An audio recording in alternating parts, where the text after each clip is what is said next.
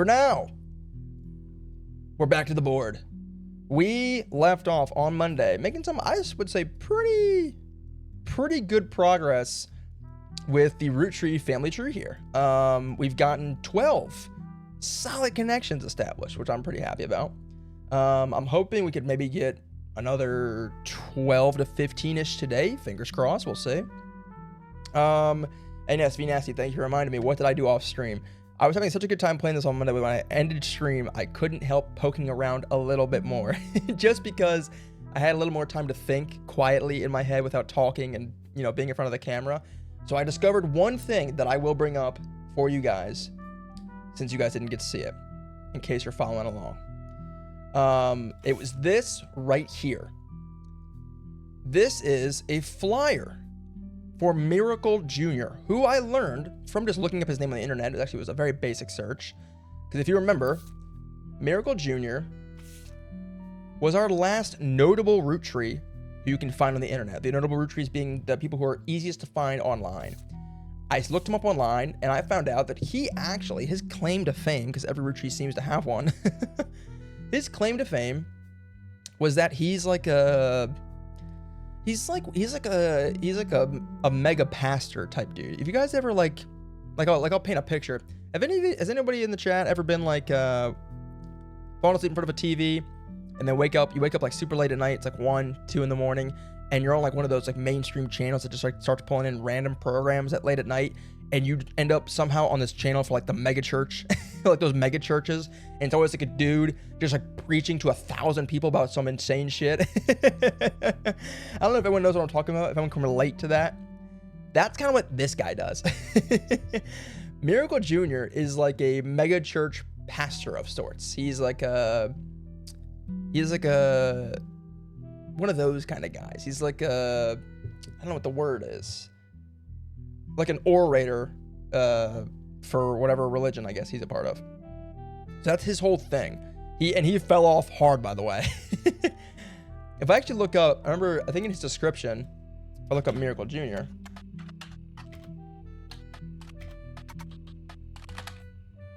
Or what if I just do Miracle Root Tree? Here we go. Yeah, Miracle Root Tree.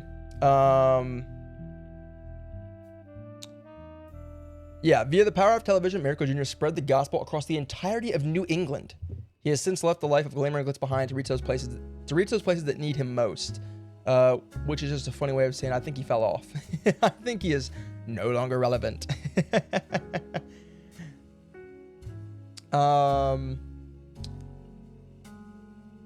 So yeah, that's all I found out additionally post-stream. That was it. And I actually haven't even really looked at this evidence. I saw I got this evidence. I didn't even click on it until now. So I would read it with you guys. So no one would be... So we'd all be up to speed on the same page for those of you who were trying to follow along and do it with me. So you didn't miss anything. Don't worry. I wanted to keep playing so bad, but I stopped myself. I restrained myself and I said, stop. You'll do it on Wednesday. They always have the most insane ass songs. There's so many people singing. It's like a church concert. It's crazy. Yeah, no, I know it's insane.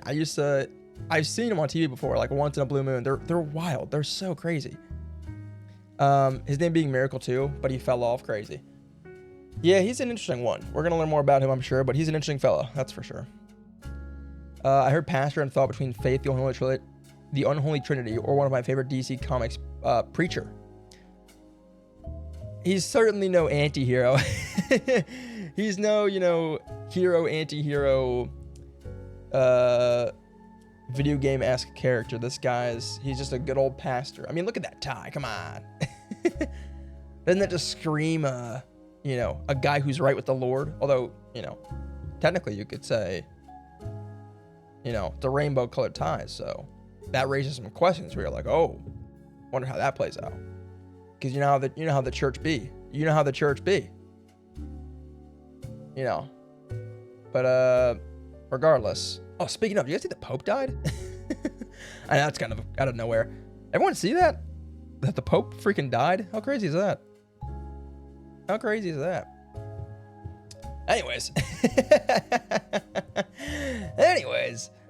Back to business. Okay, so we have here a flyer for the 3 Generations of Miracles tour. The flyer is a few years old. It comes from 1996. The names listed are Miracle Jr., who is said to be world famous and gets top billing.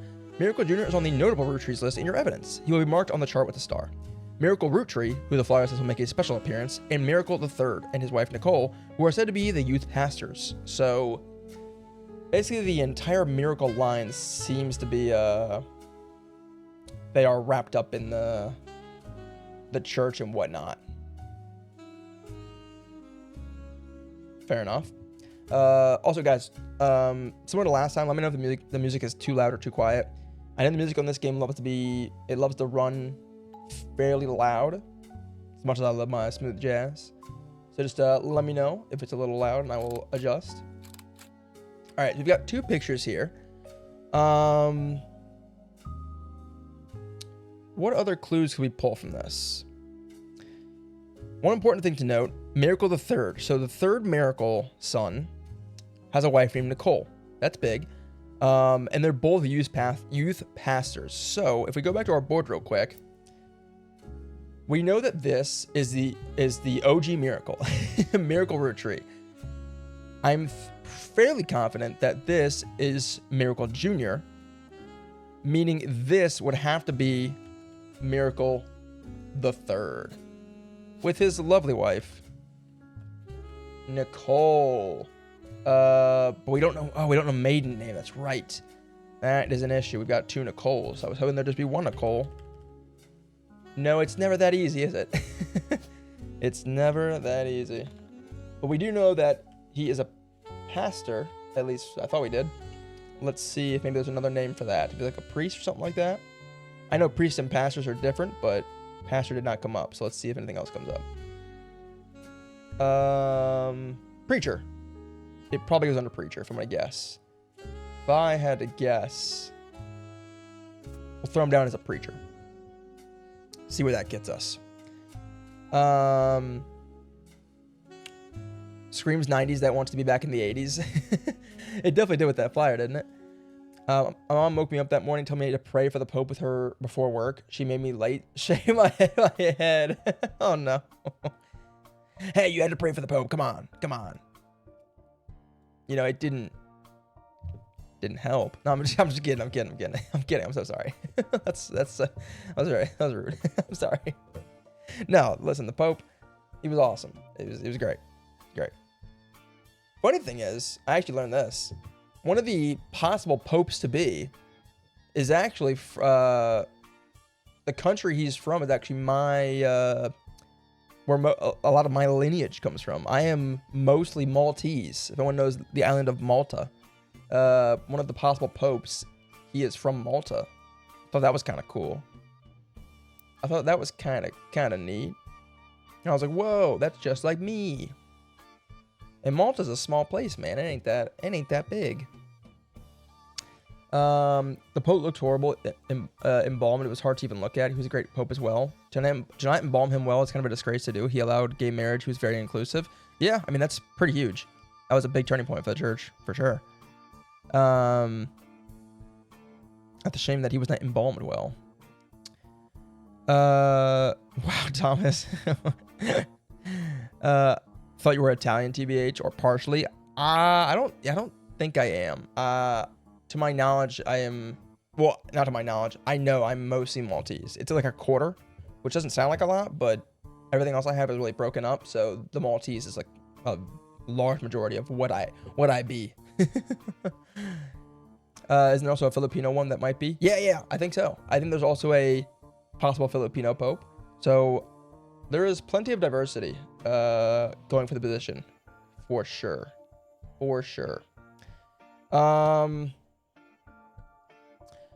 What are some possible things from this we could look up? I do want to look at that real quick. Should we try Miracle the Third on the interwebs? Couldn't hurt, right? We can give it a shot. Miracle Third Roottrie. I didn't think that was going to work. I wasn't feeling particularly confident about that. Okay, so we at least have his photo. And then I feel like there's going to be a more recent photo of Miracle Jr. Because this one, he's literally a baby. He's a child. And that photo is coming from... The photo of him we have now is coming from this. So the next most recent one that would have him would be... Oh, this is him right here. Yeah, this is him for sure. Yep, there's that familiar tie. They all seem to love it.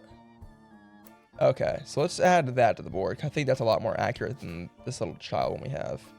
This guy. There we go. And then I have him as a media mogul right now. I'm not sure how much I like that, to be totally honest. I almost want to go public speaker because he kind of does that.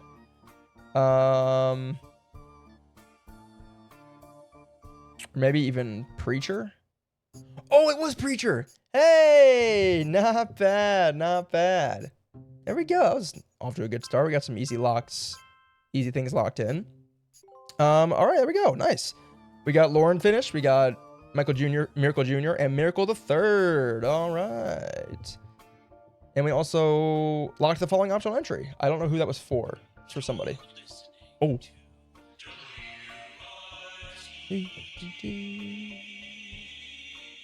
It's time for nice little jingle.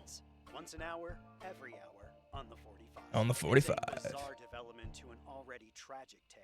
In the wake of the accident that took his life, some of Carl Roottrees' belongings have apparently gone missing. Most notably, a framed photo of the Roottree family from the mid-1970s wait. that Carl had on his office. I have that. We interviewed a local psychologist about who would do such a thing and why. For that article, search on wait. WRTD News. Again, that's WRTD. Wait. Have we been hired illegally? I am now growing increasingly concerned that we're actually not working for the Roottrees and that we are actually like we are actually breaking the law here, possibly. I don't know if we're I don't know if this mystery lady who's giving us this information is like on the low. I don't know if this is I'm a little concerned. I feel like we kind of need to verify her identity. I'm a little worried now. I'm gonna be honest. I'm concerned. I gotta say, I'm a tad bit concerned. Starting to play the new Overwatch season. Been too busy. It's really fun. I played it last night with some of my friends. They actually wanted to play tonight, but I said I could not because I wanted to do this instead. But it's really great. I actually like it a lot. I think it's super cool. I think it like kind of mixes League of Legends with like a little bit of Marvel Rivals in the sense of it's third person. There's like skill trees during the match. You can like get different upgrades and abilities and stuff, which actually changes the game quite significantly as each round progresses. It's very different. I think it's a pretty new flavor to the game, and as someone who's very, I think would say is still very new to the game, I like it a lot. I think it's super fun, and my friends they're actually veterans of the game, and they also were enjoying it. So I think it's cool.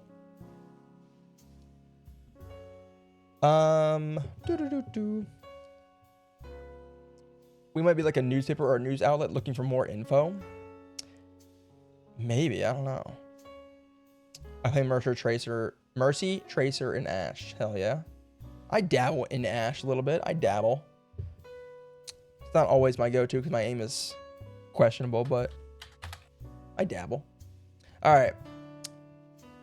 I hope we're like some kind of news outlet or newspaper we're working with, because now I feel like we might have gotten ourselves in some trouble here. I'm not gonna lie to you guys.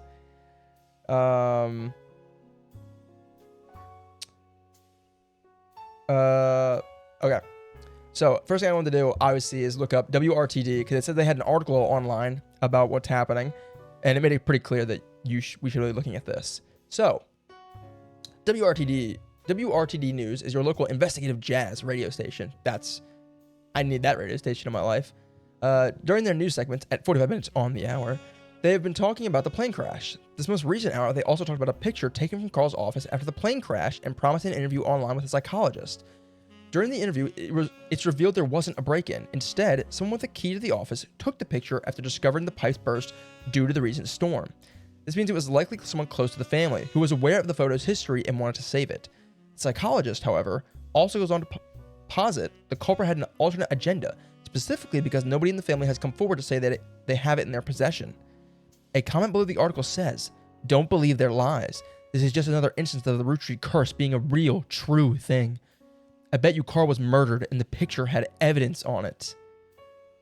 Oh, shit. Oh, damn. Oh, damn. Juicy indeed. Juicy indeed. Oh, no. Yeah, here you go. The photo you were given may have been stolen from Carl's office. The newscaster mentioned you could search online for WRTD to find out more. We're not being told the whole truth here. Something is amiss. Something is wrong. We don't know what, but something is in fact wrong. I am a tad bit concerned. But nonetheless, we shall push on. Okay, so real quick, let's go back to the board to see who we haven't locked in. We do still need Miracle Roottrees' profession. We need to know who Miracle Jr.'s wife is, and we need to figure out what Nicole Miracle the Third's wife is. So, oh, the optional thing was Carl's photo we got. Cool. All right, so where can we start here? Where do I think is a good starting point? Because we're kind of back to, I think, like square one almost. We're like, we've got a lot locked in, but we've got a lot of routes we could possibly go down. I think a starting point, I would like to maybe try and figure out Miracle Roottrees' profession and get him locked in. That would make me feel good. That'd make me feel good about myself. I need that positive reinforcement, man. I need that right now. I need that. I need it bad. I need to know I'm doing a good job. So, also wait. This, we know that we have his baby photo. We have his baby photo. That's him. So Miracle Roottree. Let's go back to the computer and type in Miracle Roottree again. You found a website for the Miracle Network, a production company run by the Miracle Roottree estate. So this is what I found last time. Miracle Roottree arrived so late in his mother's life that the doctor swore he wouldn't survive his first year. His mother and father, Elias and Gwyneth, named him Miracle because they thought him impossible. He was younger than his brothers and sisters by over 14 years, which is crazy. With a birth that late, the final child of his generation was nearly torn apart by countless health problems. But still, with the power of God on his side, he persevered. He triumphed over these complications and even regained his sight to spread the healing word of the Almighty. Regained his sight. Oh my God, the kid with the eye patch is him. The kid with the eye patch is him. He's 14 years younger. He didn't have sight. Explains the eye patch. This makes a lot of sense. Yes, Thomas, start there. You are so smart. Thank you, Venus. I dabble. Come on. I get one right every once in a while. Crazy. I have a cousin with a 20-year age gap with her youngest brother. That's fucking crazy. I don't know how as a parent you could think like 20 years later, I want to have another kid. The first one or first couple were so fun. I want to have more. Wild. But hey, pop off, I guess. You do you. All right, 23 years later, Miracle Roottree Jr. arrived, became the famous family's second vessel for the higher power. At 18, he unburdened himself from the Roottree name and took his father's testimony to a whole new level. Via the power of television, Miracle Jr. spread the gospel across the entirety of New England. We read that already. So yeah, this is the whole Miracle write-up we got when I first discovered them. So from that, I think we know that Miracle Sr. is also a preacher. Don't know his name, or excuse me, his spouse's name. We do know what the optional photo of him is. It's the kid with the eye patch, although we cannot use that yet. Now, he did have a second child. The question is, who was the second child, I wonder? I can't help but wonder who the second child was. I have to admit, who I'm thinking it might be is this guy right here, Eli. Notice, very similar hair to Miracle Jr. Looks very similar as well. No one else in this photo at all has blonde hair. Nobody. These are the free spirits, by the way. So that is this generation down here, I believe. No. Is that this one down here, actually? No. Yeah, it's this one. It's this one up here. It's the third generation. No one has blonde hair. No one else has blonde hair except for Gwen, who is not in that photo. So I'm thinking this is Eli. Problem, there's 3 Elis. What? You're joking. Okay, that's kind of crazy. It's 3 Elis. We're gonna have to figure that. We're gonna have to narrow that down a bit.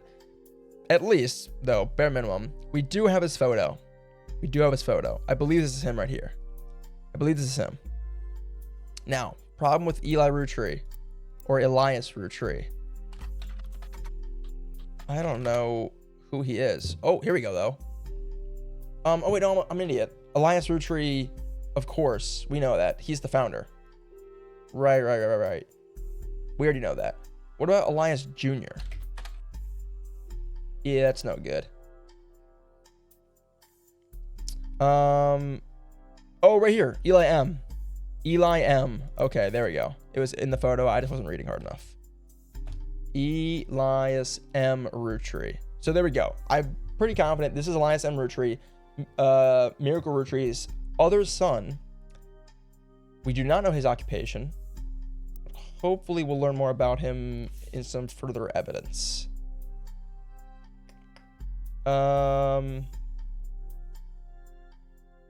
Yeah. All right. So that's helpful. Now, where do I want to go back to? What of these evidence have I not really used much? Honestly, to be totally honest, I'm probably gonna go back to this. A Life Between Wars. These notes from Lauren are so huge because there is so much information in this little notebook. An astonishing amount of information in this little notebook. Oh, talking about Overwatch. Cool. I really ever played tank, but I occasionally do. For tank, I only know how to play Junker Queen and Ramatra. Good old Ram. DPS Sojourn and Bastion. Dope. Learning Freya. Occasional dabble with Cassidy. Support I main Juno and Moira, but I also dabble in Lifeweaver. Yes, Thomas, whatever you say, King, you are very smart. Be nasty, you feel like you're gassing me up right now. You're gassing me up so much. I don't know if I deserve this. I don't know if I deserve this. Okay.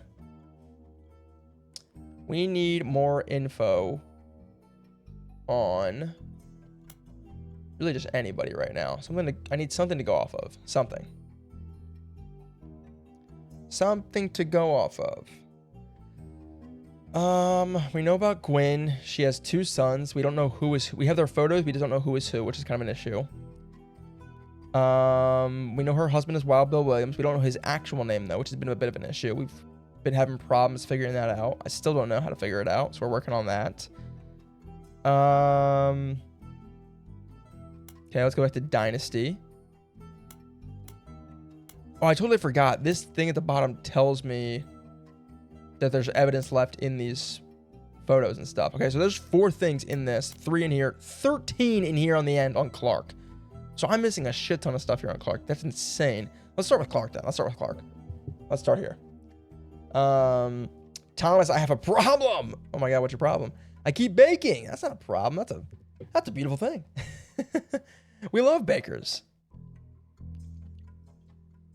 My mom occasionally bakes. And whenever she does, I get pumped about it.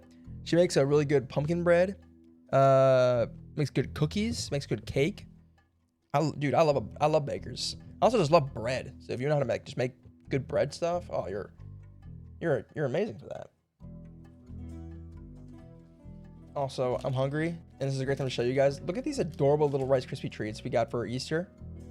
They're like literally like, you can see it by my palm.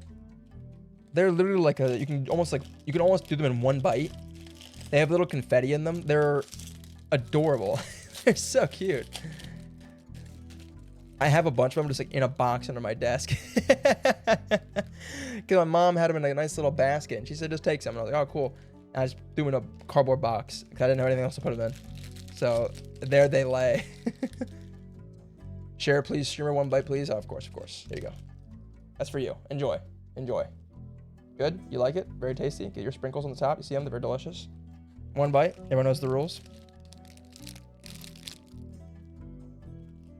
So good. Delish. Ew, pumpkin. Yeah, thank you, noobs. You can leave. Pumpkin's delicious. You don't like pumpkin? Bro, pumpkin bread is so good. It's so good.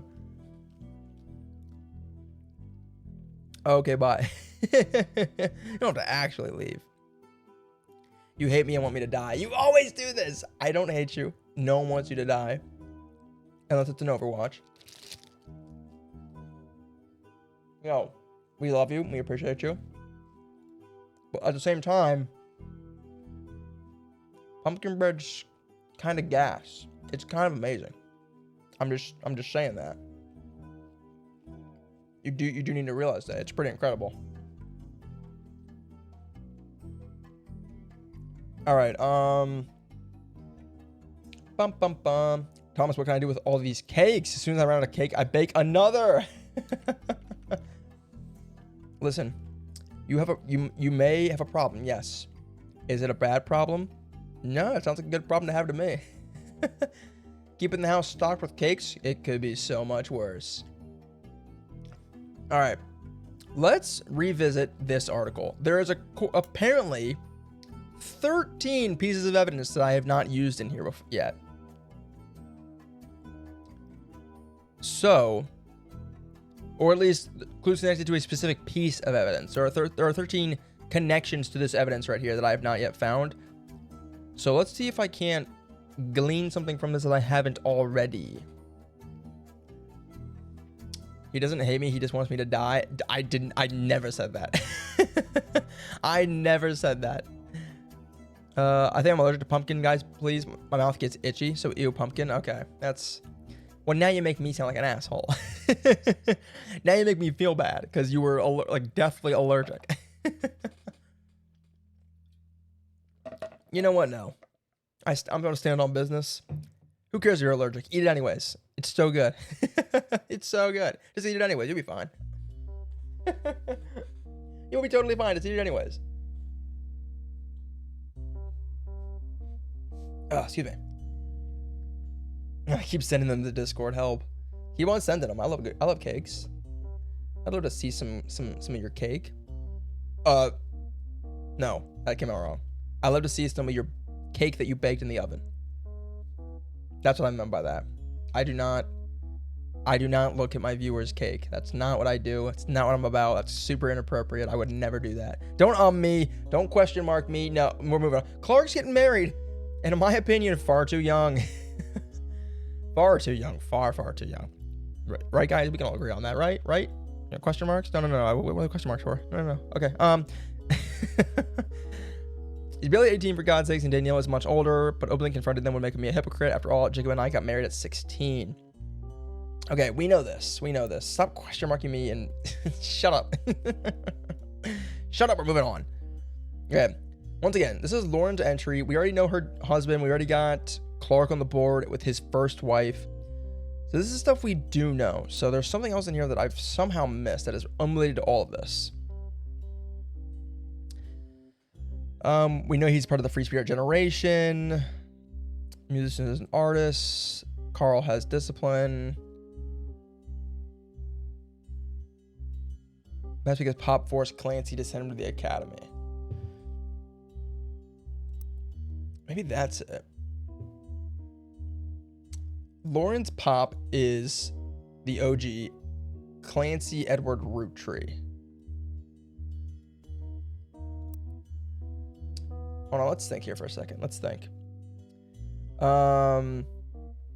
He makes me send pics to him or he will blackmail me. Do not say, that's not true. That is not true. He also locks me in the basement. I don't do any of these things. This is slander, I tell you. These are lies. These are filthy lies levied against my good name. How dare you?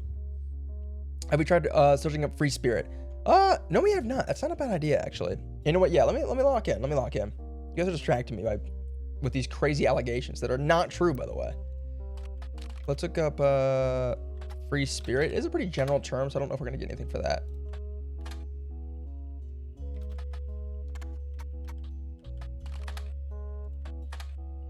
Yeah, nothing for that. I didn't really think so. I think the internet's going to become less and less useful with each consecutive find because these other people are like supposed to be like not on the internet hardly, and we're supposed to have to dig for them a little bit. But I think we did get something here. Something here about Pop forced Clancy to send him to the academy regarding Carl. So I need to think about this. Clark throws of his generation is a free spirit. What else do you call a group of kids growing up with more money than any one person can spend? They all aspire to be musicians and artists and dancers and all sorts of nonsense.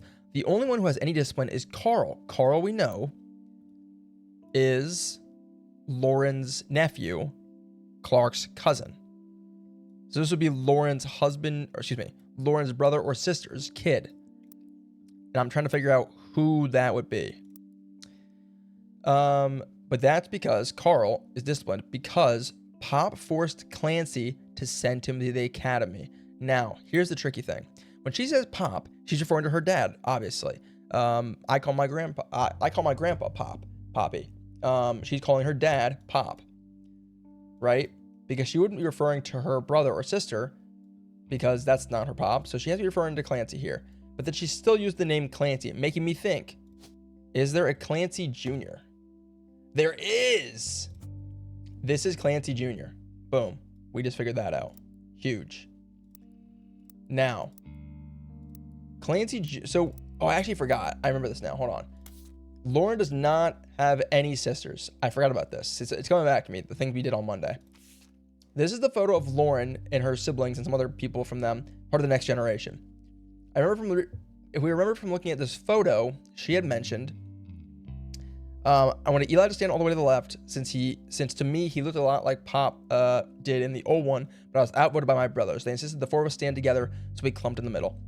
Yada, yada, yada. The point being, this is Lauren and her three brothers. These guys right here. She said, Eli looks a lot like their father. Okay? Their Pop. This is their father. Blonde hair, pretty nice complexion. We can guess that this is Eli right here. Looks like their Pop, right? So, we rule him out as Clancy Jr., not Clancy Jr. Clancy Jr. is either this guy with the green bow tie or this guy, short king, with the blue tie.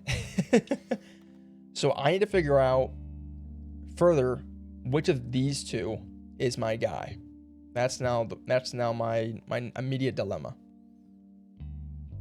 My streamer's so smart. Thank you. If I get it says cake, yes or no? Absolutely. That's a massive yes. Smack that yes. Smack that Y. Okay. So we got Clancy Jr. and then I don't know who the other one would be, but it's one of the two. How can I now narrow this down is the problem. I could try and guess based off who Carl kind of looks like is a thought, but that's not really a solid lead. I don't feel super, super confident of doing that.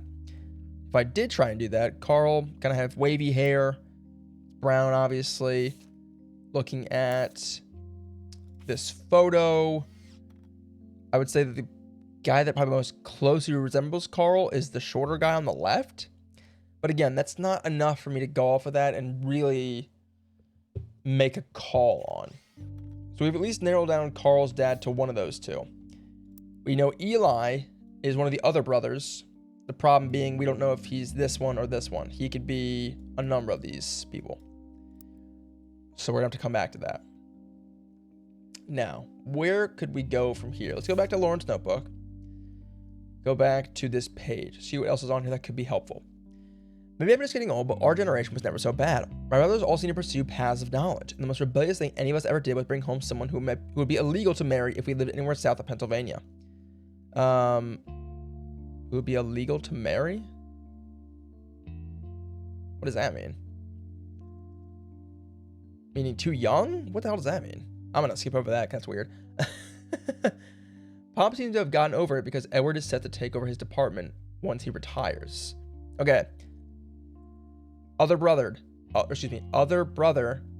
So we've got a Clancy Jr., we've got an Eli, we've got Edward. We've got their three names now. Now it's just a matter of figuring out who is who. That is now the issue. I sent her so many Pride and Prejudice TikToks. Oh, that's awesome. That's awesome. I'm sure she'd love that. Being our resident Pride and Prejudice enjoyer. As for me, my first book came out. It's based on pirate stories.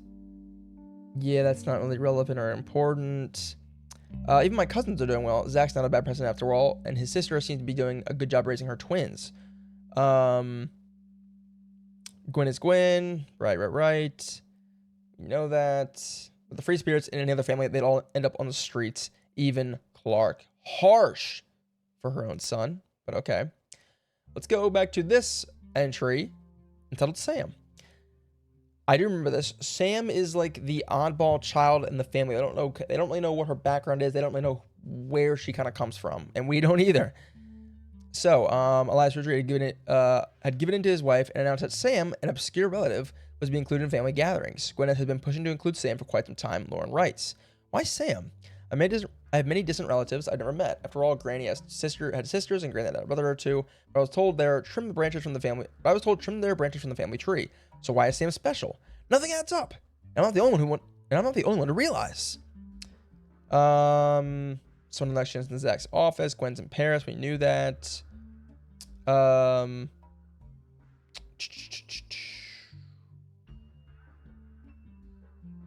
Oh, we just got Miracle Jr.'s wife's name. I didn't recognize Sam at Uncle Jr.'s wedding to Patsy last year. Bam. Miracle Jr. His wife's name is Patsy, otherwise known as Patricia. Why is there two? Just when I think I'm close. Not really. Illegal? Was interracial marriage illegal in this time? I was thinking the same thing, be nasty, but this is the 1970s. I think we were a little more progressive than that in the 1970s, right? I think so. Sam is me. I am Sam. Yeah, she's pretty goddamn relatable for that. No lie. All right, so we know that Patricia is his wife's first name. Do not know her last name, so I'm going to have to work that out a little bit further. After reception, when I asked who Sam was, Pop shushed me and said it was complicated. Clancy swore he saw Sam working alongside the farmhands, EC and John, when he used to drive past the old Anderson farm on his way to work. Upon hearing that, Zach checked the records and managed to confirm all three are on the books. Eli, Miracle's youngest, not my brother. So, okay, cool. We confirmed that Eli is the brother. We kind of already knew that. This is confirmation basically right here. I'll highlight it just because. Apparently, when he was riding his mini bike alongside the farm a few weeks ago, Sam gave him some more tools and taught him how to make the bike's engine faster. I always think that's probably for a multitude of reasons, but Eli certainly seemed thrilled. At the end of the day, nothing explains why an outsider has cozied into family affairs, especially one who works on the farm of all places. Whatever happened to blood is thicker than syrup? Why is Granddad making an exception now? So Sam, as you can see, was introduced into the family. No one was happy about it, which is a damn shame, because I'm sure she was just minding her own business. But I don't really know much else about Sam aside from this.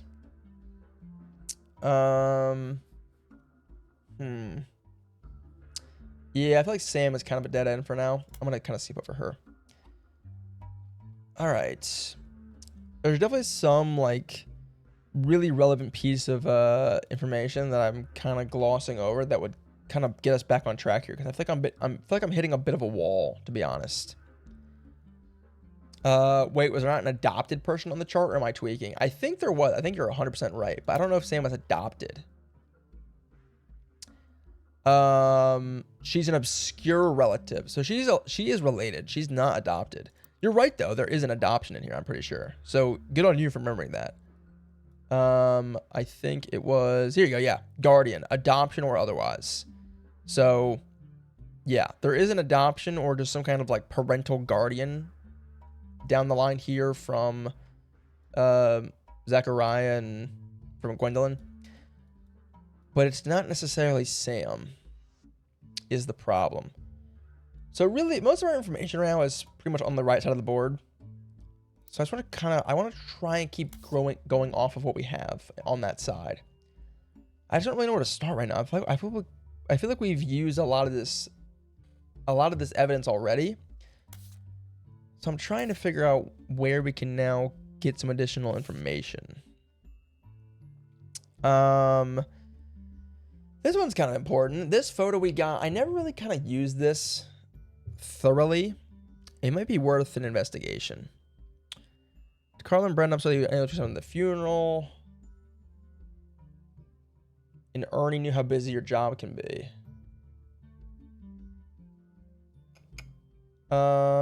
See, now who is Ernie?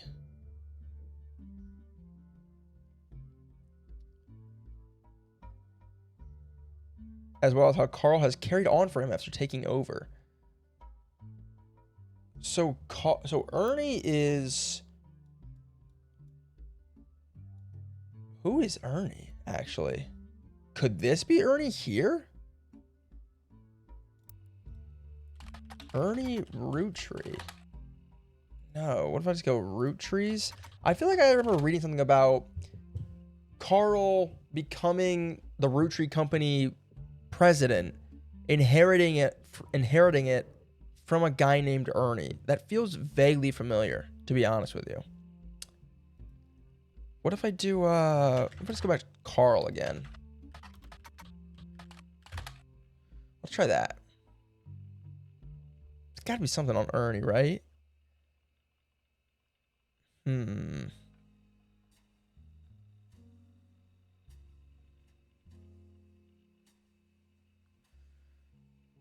How do I figure out? I thought I remember reading something about Carl inheriting the company, the position of president, from a guy named Ernie. I think I remember reading about that.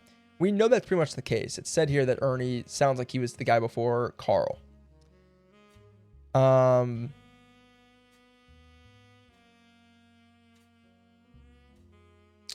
Especially for Nicole's sake. Much love, Debbie. So this is coming from Debbie, and we're hearing about Nicole again. Who did I say had a wife named Nicole? I think Nicole's wife was Miracle Jr., right? So. So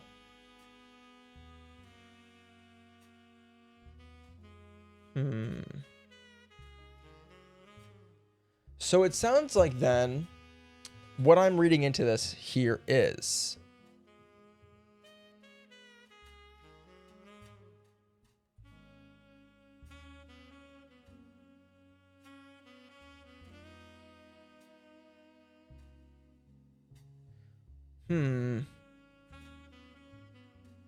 no, okay, Ernie is the one who passed. I was gonna say maybe it was Nicole.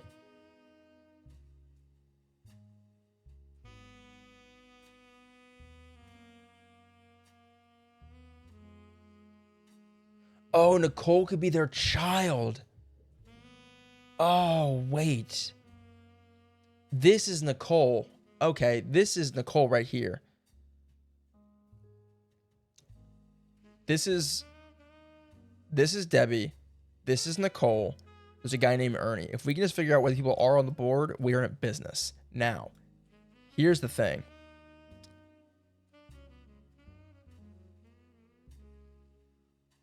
I'm going to wager that... Oh, wait, hold on. This is getting tricky, actually, like genuinely tricky. As if it wasn't tricky already, but you know. I was almost about to say that this is Nicole, but that would make her the same age as Carl. That can't be right. Because Nicole seems to be about the same age as the Roottrees sisters. Meaning she'd have to be like one of James's kids. We know that can't be the case because his name is not Ernie. Or it's someone over here on this side of the board that we have not even touched. It could be this family tree right here, actually. What if I type in Ernie? Does that show up? Does not. There is an Ernest. Ernie could ever be a nickname for Ernest. Or an Ernest and an Ernest Jr. Their last name is Madsen. We've got a Morden. That's not it. We're looking for a Madsen. Do we have a Madsen on the board anywhere? Do we know of any Madsens? No. Ooh, this is getting hard. I'm actually starting to... We were flying on Monday, I feel like. Now we're starting to slow down a bit. Starting to get a little bit tricky. All right, let's keep... I'm going to kind kind of keep jumping around here to see if anything sticks out to me, so I can latch onto anything, just for the sake of making some kind of progress. This is certainly getting tricky, but I like it that way. I like it that way. We're gonna prove ourselves. We're gonna figure this out. That's a promise. My brain hurts, Thomas, and I'm not even the one playing. Listen, I feel you. My brain's starting to get a little itchy. It's getting tough. We knew this was gonna happen. It was gonna be easy at first, and it's gonna get more difficult. But I feel like it's gonna be one of those things where we're gonna get a breakthrough. We just need to find one little breakthrough, and as soon as we find that, we're gonna be off to the races. We just need to find that one little crack in the case, the one little chink in the armor. So let's go back to the 5 pieces out here. Because according to the game, this little guy here, there is 8 pieces of evidence, I guess, that are left attached to this piece of evidence.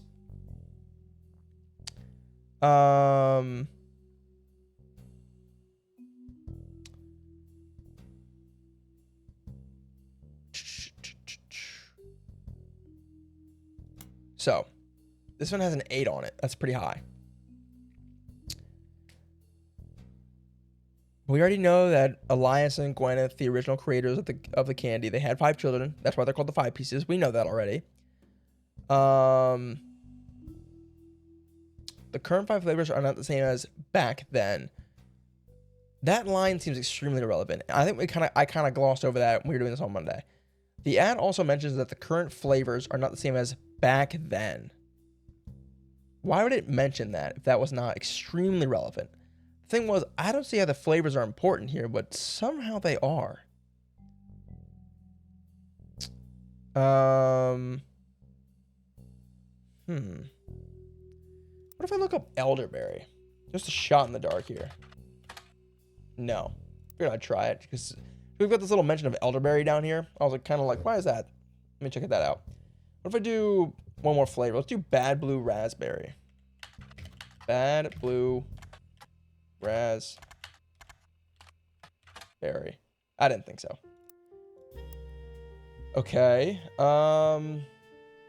What if we go to Teen Blast magazine? Because that is where this is mentioned. Teen Blast, and we'll go to 5 pieces. Many advertisers, including 5 pieces, they flood the results. One of them was already in your evidence. Yeah, we already have that. What if there's something else? Elderberry. No. What if we did... What if we did just Roottrees? No. No dice there. We'll come back to that.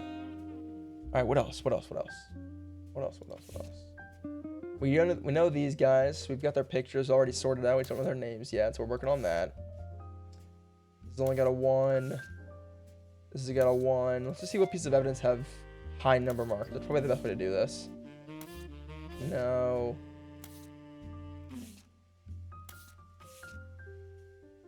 There's a 4 still on this somehow, which is kind of crazy. We've already crossed out every notable Roottrees, so I'm not sure how this has still got a 4 on it. That's kind of bizarre to me.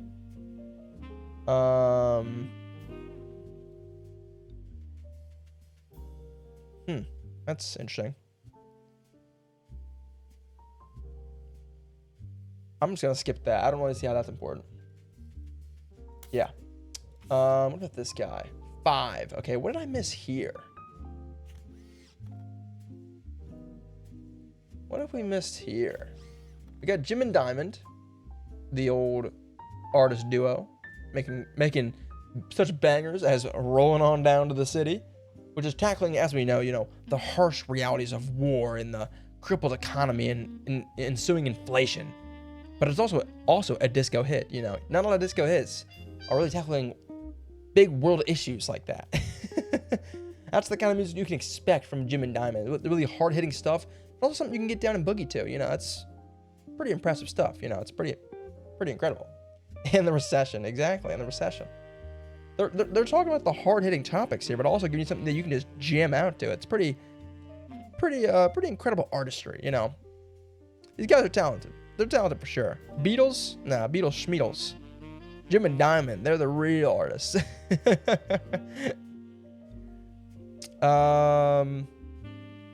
Okay, what do I need regarding these two? These two, I'd love to know their kids' names. We don't know anything about their kids.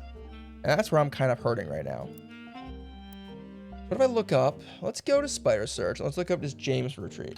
I think that's going to get me a page that I've already had before, but it's worth a start to kind of revisit a familiar lane and see if there's any new perspectives, as the game just mentioned we should try and do.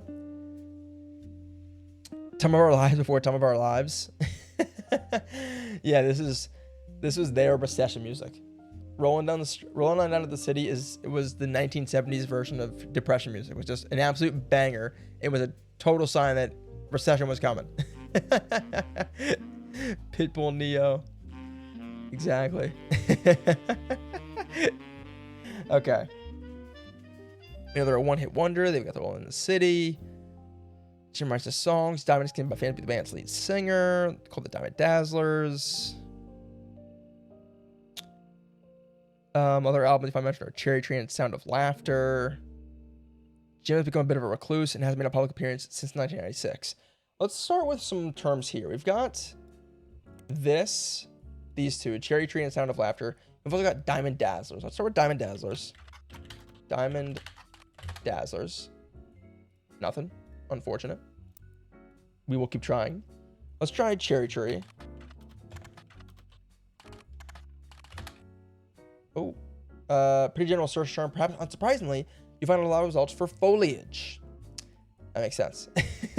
What if it did Cherry Tree album? Oh, shit, this is new. Hey, this is big. An album by Jim and Diamond released in 1995. It wasn't professionally reviewed, though diehard fans of Jim and Diamond online say it was a return to form. The CD was apparently so hard to find in the stores that some fans have resorted to selling cassette bootlegs of it. There's a music commerce website that claims to sell the album, but it's sold out at the moment. You do find a short sample of one of the songs called Sun. You add it to your evidence. Huge. That is massive. Breakthrough indeed. Yes, that's what I'm talking about. That could be a breakthrough. Sun, I'm going to wager, is talking about Jim and Diamond's one of two sons, hopefully. Or at least a son. Could be two sons, at least one. That's huge.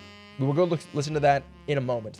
Let's first look up the other album, Sound of Laughter. Album by Jim and Diamond released in 1989. You can't even find a picture of the cover. It doesn't appear to have been very successful, and reviews seem middling even from fans. Some basic liner notes exist on a Jim Roottrees fan page, and it states that the lyrics and guitar are credited to Jim Roottrees, and the vocals are credited to Diamond LaRue. So that is not very helpful, but we do have this from Cherry Tree. Cherry Tree is an album by Jim and Diamond, and one of the songs is called Sun. The website you found it on did not have a full version, but you managed to find a short preview of the song's chorus. Jim sings the following. Let's have a listen, shall we? There blazed a spark of light that ever brightly shone. From her starting days, imparting wisdom to conquer life unknown. Though someday she Oh, yeah. depart in part, I'd never be alone. In my heart, I'll always be the son of... And it cuts off! The son of who? The son of who? Oh my god, no! So this is, I was wrong. This is not talking about James's son. It's talking about him being the son of one of his parents, or both. Okay. That's cool. How the hell does this help me? This does not really help us, does it? Okay, Elvis Presley. Yeah, Jim's got some pipes on him. Jim's got some pipes. He's not bad, not bad. There blazed a spark of light that ever brightly shone. From her starting days imparting wisdom to conquer life unknown, though someday she'd depart, in part I'd never be alone. In my heart, I'll always be the son of blank. So I'm gonna wager this is probably talking about his mother. Her starting days imparting wisdom. His mother would be imparting wisdom on him. Someday she would depart, someday she'll pass. Usually, you know, you assume your parents are gonna pass ahead of you. He'd never be alone in his heart. He's always a son of his mom. He's talking about his mom, I'm guessing. Problem being, I don't know how that helps us at all. Honestly, I don't think it does. I don't think it really does. So back to the drawing board.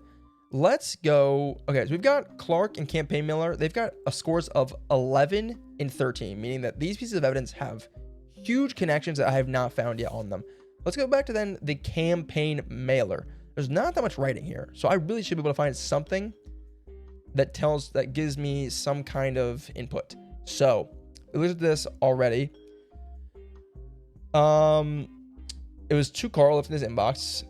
It's a flyer for a candidate for local office, Stephanie Jones. That's an excerpt from the Butler County Times about her campaign.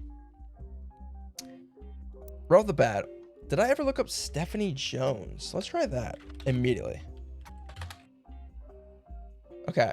You learned from election results page that Stephanie Jones, a candidate for city council, won her campaign on election day, about a month ago. You find no mention of the Roottrees in any articles about her. Stephanie also has a very bare bones website for her campaign. It is simply a picture of her campaign mailer, and underneath it, it says, be sure to read the full article in the Butler County Times. Well, that's where we're headed, the Butler County Times. This could be a lead, folks. It could be a lead. The Butler County Times. Ooh, new periodical. Hold on. We're getting somewhere. Now we're getting somewhere. It's Butler County Times. I think you can find in the public library tab. You beat me to it. Hey, no. Great minds think alike. I love where your head's at, Be Nasty. I love that. Come on, this is what we needed. This could be the breakthrough in the case. All right, Butler County is located outside of Pittsburgh, Pennsylvania. While the Roottrees Candy Company now has its headquarters in the city, the company began on a small farm within the Butler County limits, and the area has a lot of history with the family. The Butler County Times is presumably a local paper there. There are likely articles from over the years involving the Roottrees family and those adjacent. Oh, wow, this could be massive. It's been automatically added to your periodical search interface. As a side note, a video game called The Roottrees Are Dead was once set. Oh, this is a cool little fourth wall break. Was once set in Butler County, and it turns out the creator never lived in or near Butler County or even had any connection to Butler County. We broke the fourth wall. We did. We broke the fourth wall. Stop copying me. Listen, we're like that, man. We're linked somehow. I don't know. We're finishing each other's sandwiches. Butler County Times. Let's just go Roottree.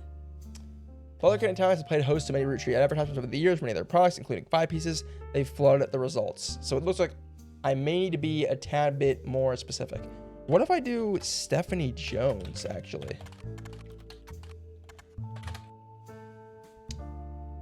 Oh. Holy shit, this could be huge. We know she won the election. You also find the full version of the newspaper clipping on the back of the campaign mailer. While most of it is unimportant, you do find the following.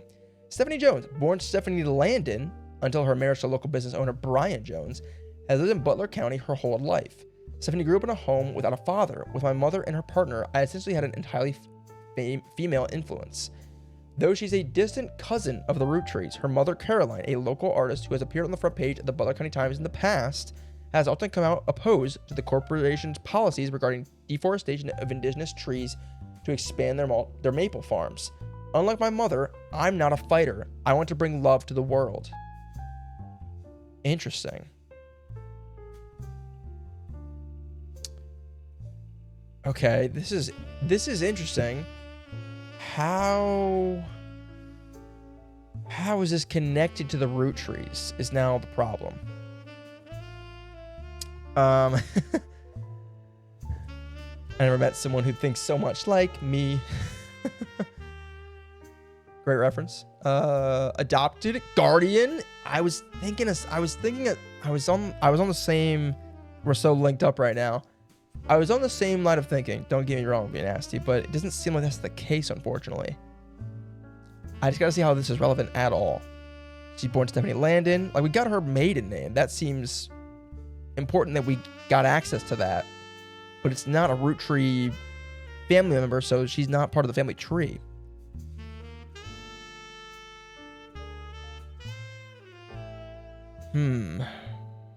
Although this could be the thing we need.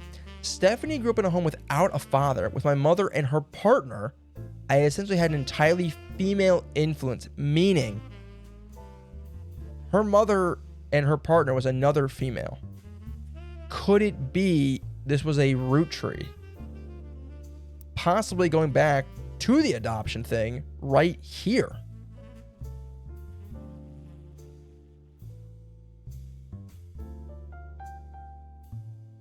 Oh, wait, that could be it. This could be it. This could be her mother, Caroline. Let's play this out. Let's experiment here. The only Caroline that comes up is Caroline Morden, which is strange because that would actually make her still. Wait a minute. This would have Caroline though being. Hold on. I have to think about this. I don't know if this works how I think it's going to. This Caroline Morden.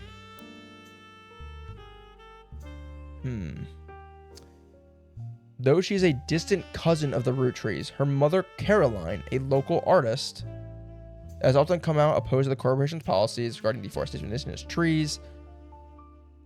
Unlike my mother, I'm not a fighter. Oh, there's something here. There's something here. I gotta put it together in my head. I gotta reason out what the connection is. It's like, it's right here. It is so here. Via's adopted. I'm not a fighter. Also tickles my brain. Yes. I don't know how about this cake is so moist for no reason. It also is like a Japanese pancake. Sounds delicious. Also, isn't moist a good thing? Being a moist cake that's immaculate. There was a girl back in middle school, when I was back in middle school, and this might have even been freshman year of high school. There was a girl I had math class with, and she sat like next to me. I remember she had a massive issue if you said the word moist, and I'm not making this up. If you said the word moist to her, she would freak out to the point where I think what the teacher said to the class, hey, don't use that. Just try not to use the word. It really shouldn't be an issue. We're in math class, but don't use the word because she would flip. I think she was like my desk partner because the desks were organized in twos, and as soon as the boys learned this, they would just tease her, and so they'd just be like, "Hey, you like some moist? You want a moist piece of pie or something like that?" And she'd be like, "Stop! But don't do that. It's so gross." And it's like, what are we doing here? What are we doing here?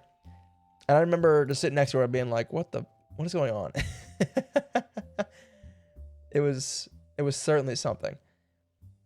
This was the same girl, by the way. This is the same girl that complimented my eyebrows. She one day turned to me and was like, "Hey, guys, your question?" I was like, "Yeah." She was like, "Have you ever had your eyebrows done?" I was like, "No." She was like, "Oh, they look really good. I kind of thought you did." And I was like, "Thank you." And being middle school me, I didn't really know how to take this compliment. And I was like, "Thank you." Okay. And she was like, "Yeah." And just, that was it. That was the only time I was ever mentioned. And guess what? I've held on to that for the rest of my life. What an amazing compliment. I'll never forget that for as long as I live. She thought of a different type of moist. I don't know. Maybe. Who knows? It's the Maltese in you. We love a man with nice eyebrows. Listen. Then I guess apparently I'm your guy, because this girl back in middle school was like, "Hey, you have nice eyebrows. Do you get them done?" And when I said I didn't, she was surprised. And I was like, okay. Okay.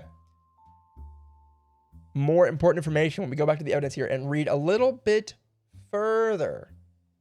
We find there was a note in the back of the campaign mailer that says, "Stephanie may have grown up in an unconventional family to say the least, but in her words, it was still full of love. And now, 22 years later, with a baby of her own due around Christmas, her message for voters is simply, love is our future."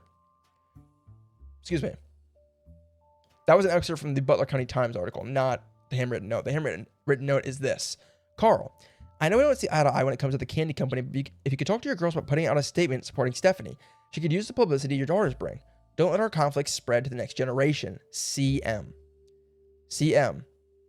Caroline Morden. So, back to the board. We know that Caroline Morden is the mother of Stephanie Jones, aka Stephanie Landon. What we don't know is where she fits on this board. I am starting to think that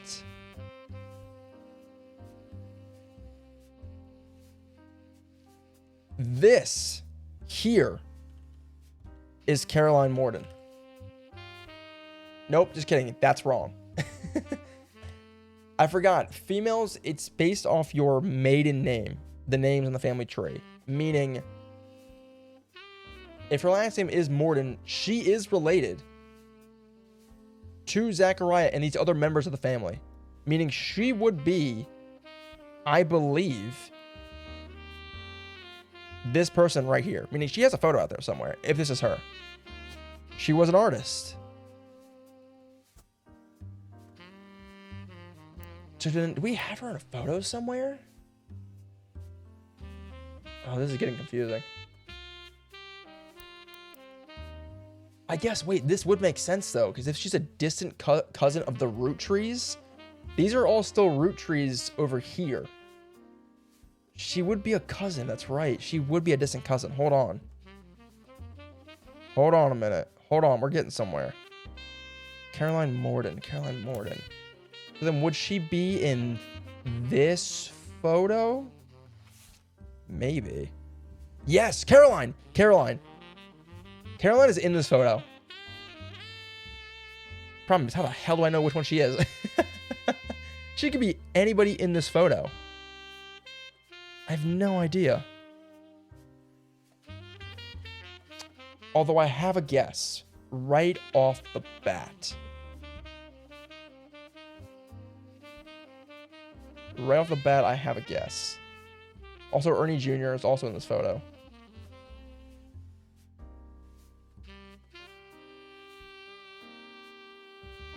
There's a Bonnie, there's a Caroline, there's a Gwyneth M. Gwendolyn.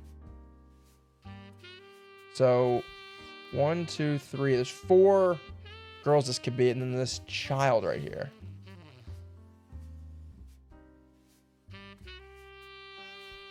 Only 4 names, female names on here. There are 5 girls in this photo if you include the little girl. That little girl could very well be Stephanie Jones. Look at the hair. Does the hair not look similar? Very curly hair. A girl with what I would consider to be different style, but fairly curly hair. Only problem is, I feel like this girl does not look... I feel like she looks a little bit darker skin tone than Stephanie kind of does in the other picture. That could just be me, but I feel like she looks a little different than the Stephanie in the photo we have. I'm not sure. Is that a common thing? Nice eyebrows? I associate someone having nice eyebrows with the sign that maybe they take care of themselves well. Kind of like seeing if someone also has nice and clean nail beds, but that might just be a me thing. What is a nail bed? That's just, I think a nail bed is just like it's like your cuticles. Yeah, I mean, I think that's a pretty accurate way of assessing, like personal hygiene and stuff like that. I would agree. I do the same thing. Although I try and be somewhat forgiving if someone has slightly longer fingernails, just barely. Just I'll be honest, I forget to cut my fingernails every once in a blue moon until I see them and I'm like, oh, it needs to be cut. It happens. It happens to the best of us. It happens. Okay. We're so close to a connection here. Like, I feel like a fairly important one, I want to say. I just cannot. I'm missing something. We know Caroline Morden is the mother of Stephanie.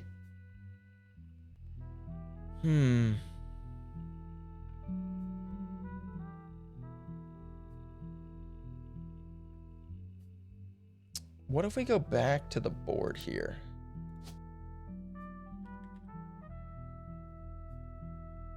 So if we follow this connection, right? Mark Landon would be Stephanie's dad because her last name is, of course, Landon, so it has to be her father's last name. Meaning then that this right here is Stephanie. Okay? Stephanie Landon. She gets married to Brian Jones. So Caroline Morden is in that photo. I just don't know which one she is. That's the problem here. I think we've just about got this. That and the fact that there is a additional female that comes along as a guardian to Stephanie. We just don't know who that is. I think I've all but nailed this little part of the board here. I think I've got this figured out. just about.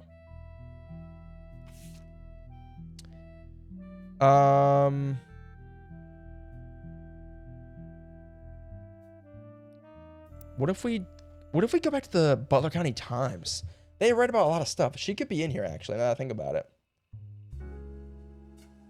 Oh my God, yes! Who has appeared on the front page of the Butler County Times in the past? Oh, I missed that. Printing Atlanta statue. There's our picture! You find a cover story about local art installations, including one by Caroline Morden. There isn't much about Caroline as a person. This is mostly a listing of art in Butler County. She seems to get top billing. Accompanying the story, there's an image of Caroline standing beside a large metal sculpture of a mermaid. It is captioned, Caroline standing next to her sculpture, Atlantis Burden.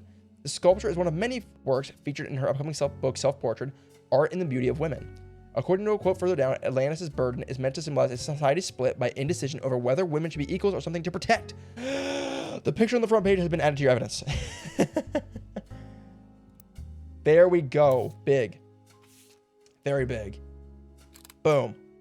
There's Caroline. There is Caroline. Stands for sculpture.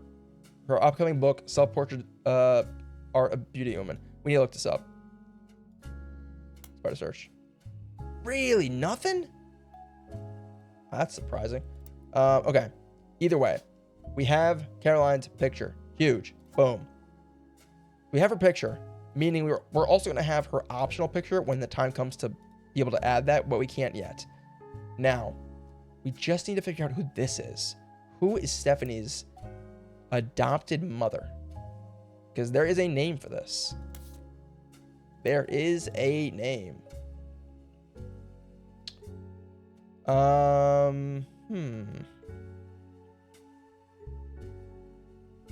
do we find Stephanie Jones's mother's name? Or Caroline's partner, more so.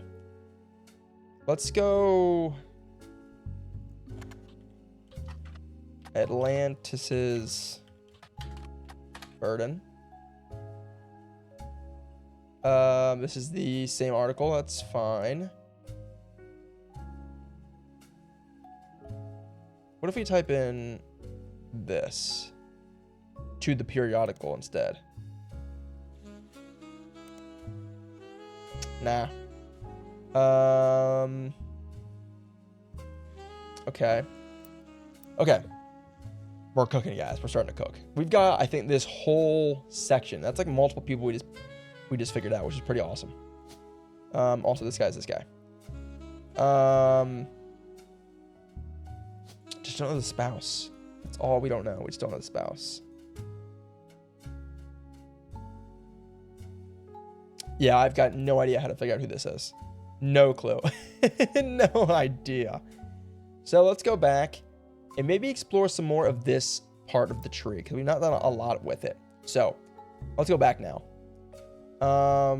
Important to note, the 5 pieces ad has now gone down to an 8.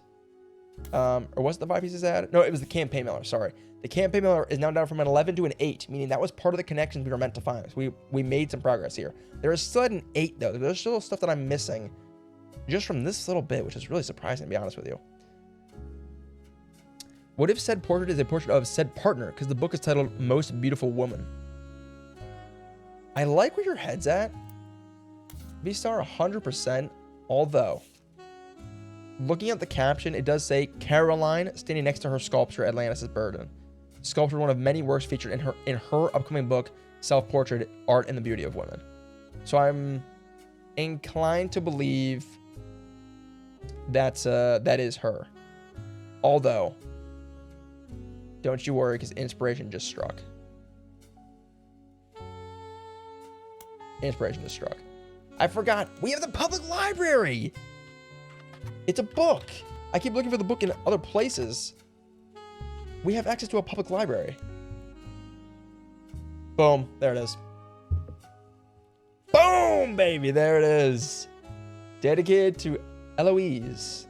Beautiful name. Mostly black and white pictures of Caroline's art. The centerpiece is a series of full-color nude self-portraits at different ages, starting from 25 to 30. They certainly have not been added to your evidence. Aww. I mean, yeah, of course, we don't want that. That's gross. I don't want to see that. Ew. Ew. Yes, I knew it. Yeah, you were on it there. That was a good call. That was a good call to go back to that. Because that, if I hadn't gone back to that, I might not have thought to do that. It's a good shout. Good shout. But there could be more information here, so I want to keep reading. I'm already seeing a few names that could be extremely important. Of course, Caroline's music would be her partner. We love that. Hey, man. Love inspires much art. In the intro, Caroline talks about her influences. She was one of the youngest in her generation, and in her late teens, she felt betrayed when her sister Gwendolyn and cousin Bonnie gave up on dreams to settle for boring men. She especially dislikes her brother-in-law, Dr. Wilson, who she calls completely bogus. Their marriage has led her to double down on her passions, art, and the environment. She even married a man who was the opposite of boring, which was an overcorrection. She comes out strongly against the Roottrees company's effect on the local environment and rues how she was not able to convince her father Zach to make changes to policy. She also explains that her marriage to Mark led to the most volatile moments in her life, all negative, and the only good thing he ever gave her was a daughter. Leaving them all behind for good has pushed her to pursue her true loves, art and the beauty of women. Got it. Okay, so she's a sister named Gwendolyn and a cousin named Bonnie. That's probably the biggest thing we got there. Sister's name is Gwendolyn. Boom. Gwendolyn Morden is her sister. Cousin is Bonnie, so that's one of these two. We don't know which, so I'm just gonna, just so I can keep track, we'll go Bonnie in both spots. I can't do both spots, but still the same. It's that sapphic love. Thomas can probably name every Hello Kitty character. Why do you assume that of me? What made you think, oh, he can definitely do that? Bonnie, FNAF Bonnie. Not the FNAF lore. What is sapphic love? I'm actually kind of curious what sapphic love is. I've never heard of that. Sapphic is an umbrella term for women attracted to other women. Oh, sick. The more you know. The more you know. Isn't that lesbian, bi, pan? Maybe. I'm not. I wouldn't know. I know you're not asking me in chat, but I'm sure those terms, since they can be or are women attracted to other women, I'm sure they're related. Anyways, so now I've got some starting points for Gwendolyn Morden. Excuse me. Sorry. These crabs are fighting me right now. Gwendolyn Morden, and then Bonnie Hudson is her name. Her maiden name, at least. And we know that both of them are in the photo. They are both in this photo of all of them. So actually, this is two of them. Two of these four is Bonnie and Gwendolyn. We just don't know who. We just don't know who. We actually know this is Caroline, because you can look at the photos. It looks just like her. So it's one of these. Two of these three is Bonnie and Gwendolyn. We just need to figure out who is who. Who is who? Okay, back to the computer.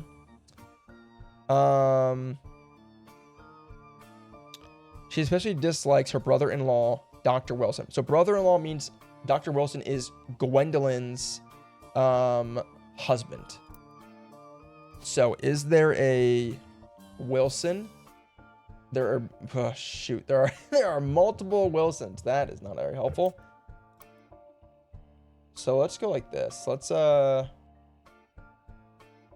that. That's pretty relevant. All right, so pretty much the rest of this is, we got everything we can from that, I think. So going back to this, there's an 8 on this. What the hell? What else can I pull from this, man? We checked out her book. We've researched her.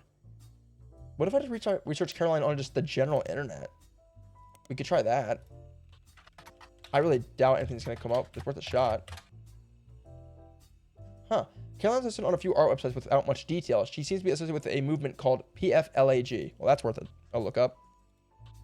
PFLAG. An organization founded in the 70s. The acronym stands for Parents and Friends of Lesbians and Gays. Okay. Sick. Don't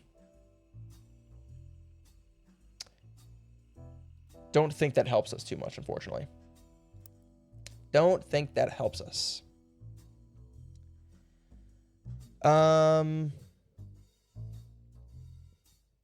Just because the bi person is with someone who identifies as lesbian doesn't mean the bi person is lesbian, if that makes sense. So sapphic is an umbrella term.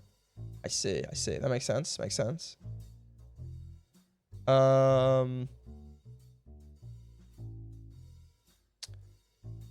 Is there a Wilson volleyball on that list of Wilsons?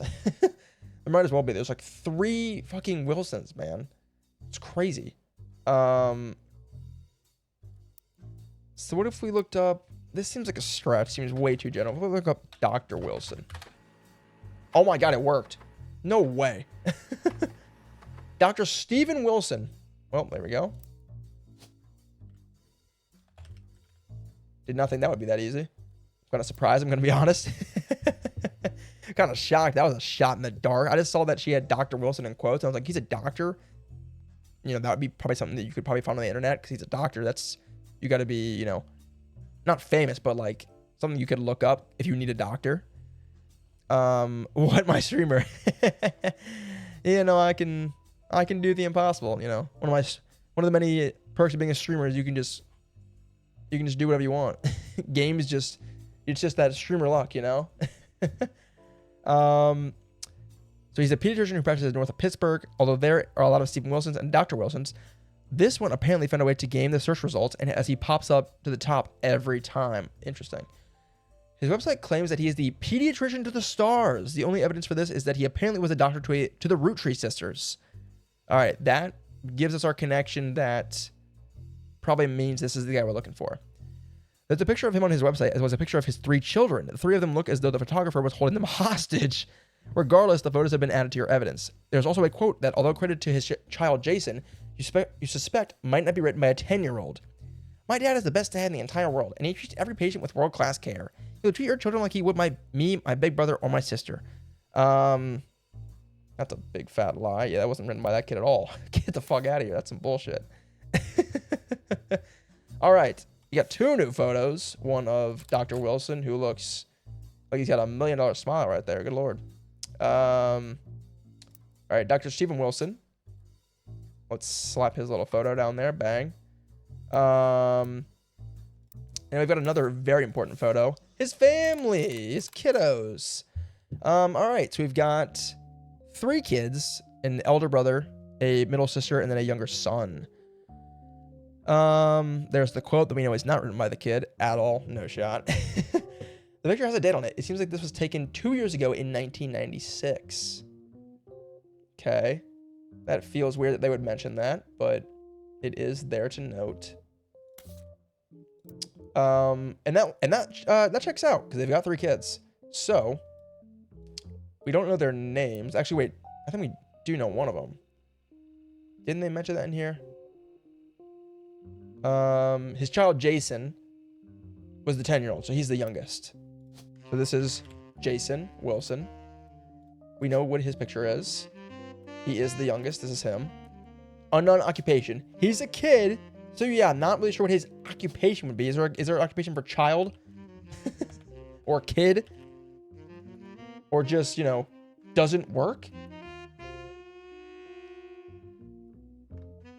I don't think this kid is, oh, maybe he's a lawyer. Maybe he's in the military, actually. All very possible. Very possible. Because, like, what, this is taken in 1996. The game takes place in 1998. He's a child. He's a child. He does not work. He obviously does not work. All right. Next step. We've got to look up pediatrician to the stars, do we not? We absolutely have to. That was my fear that this would take us back to the same web page. Okay. That's what I was thinking, but it was worth a shot. Okay. So we've got one of its kids' names. We've got their pictures. That's something. Dr. Wilson looks like he got attacked by the veneer epidemic. That he does. That he does. Buddy's got $1 million smile right there. Jesus. $1 million smile. All right, but it looks like these photos are not going to be much else good for us at the moment. So let's go back to the internet for now. Pediatrician to the stars. Where to go back to from here? So back to the board. We're trying to figure out more information about Gwendolyn Morden. That's our main goal right now. So how do I figure out more about her is the question.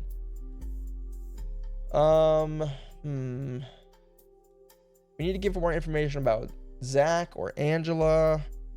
Maybe Zach. He's not a notable Rootree, but he was the second president. Have I ever looked him up? I don't think I have. Z-A-C-A-R-A. Let's try that. Z-A-C-A. Zachariah Morton. Really?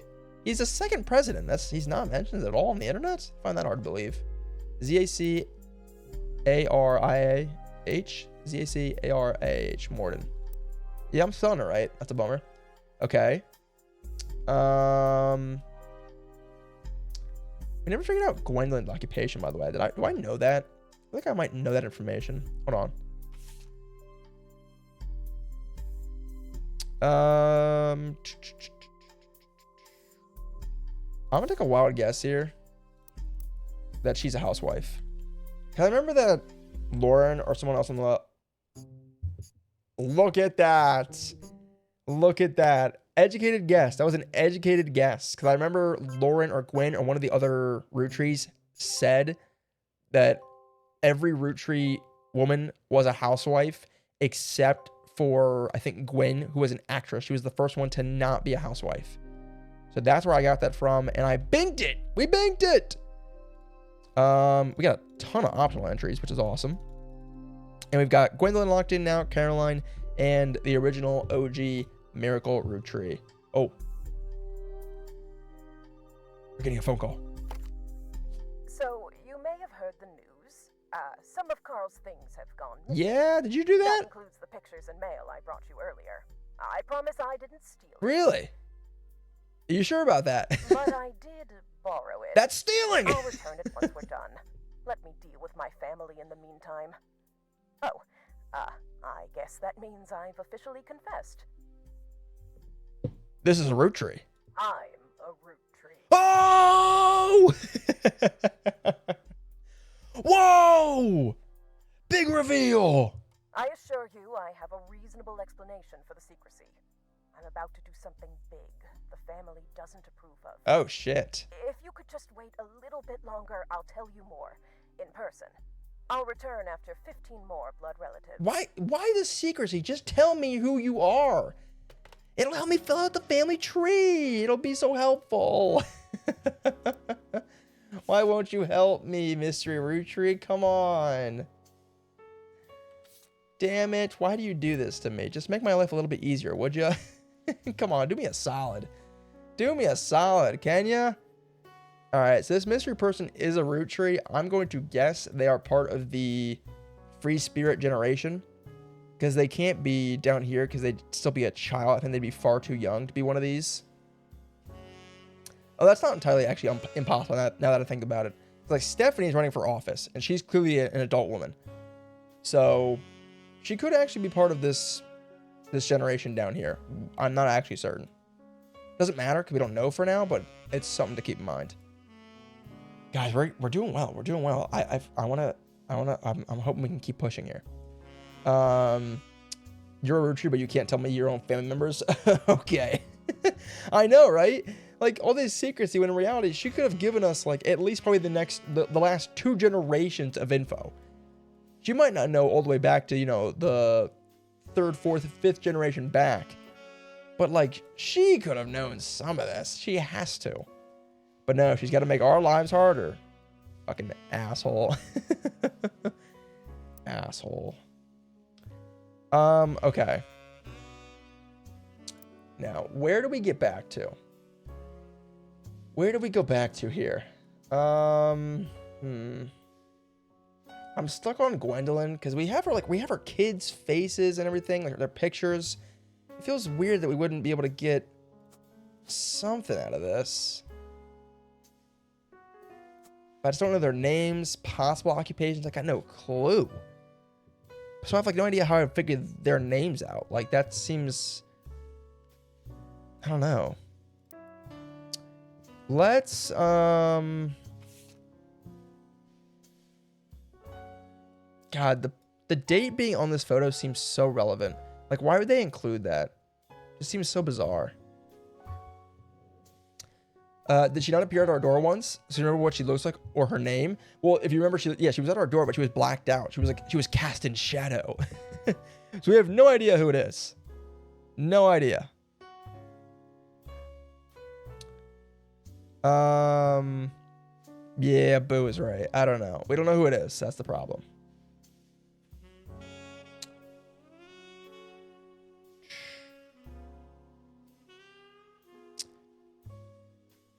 The only way I could... Oh, hold on a minute. I'm starting to think I know why we have a date. I'm thinking maybe we'll be looking at a yearbook at some point. A yearbook that has the names of Stephen Wilson's other 2 kids. Because this guy is clearly graduating high school. The sister looks like she's not far behind. If she hasn't graduated already. Because she could be the oldest, actually. I'm not sure. So I'm thinking the year is going to be relevant for a yearbook, like a high school yearbook, like a 1996 high school yearbook. If we just knew the name of the school they went to, I'm not sure if that's how that's going to play out, or that's how we're going to know that. But that is an idea that I have now had. Now, the thing is, can I act on that idea is the question. That would be the thing. I remember they said he practices north of Pittsburgh.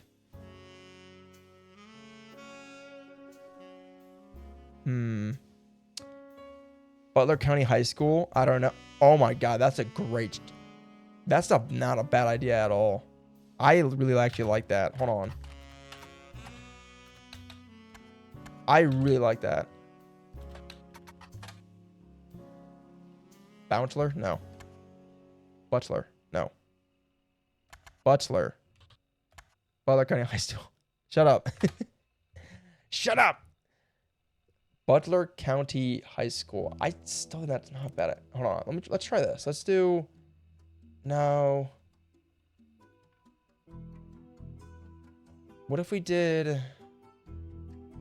No, that doesn't work. I was thinking like yearbook. Like Butler County High School. Yeah, I didn't think so. All right, we'll have to come back to that. I think it's honestly a solid idea. The date on this photo is so relevant. They would not give us that for no reason. I'm guessing. Maybe they did. I don't know. All right. Back to the evidence. Let's go back to our numbers. Using the numbers was actually very helpful. It was actually leading us to stuff that actually I hadn't really investigated thoroughly enough.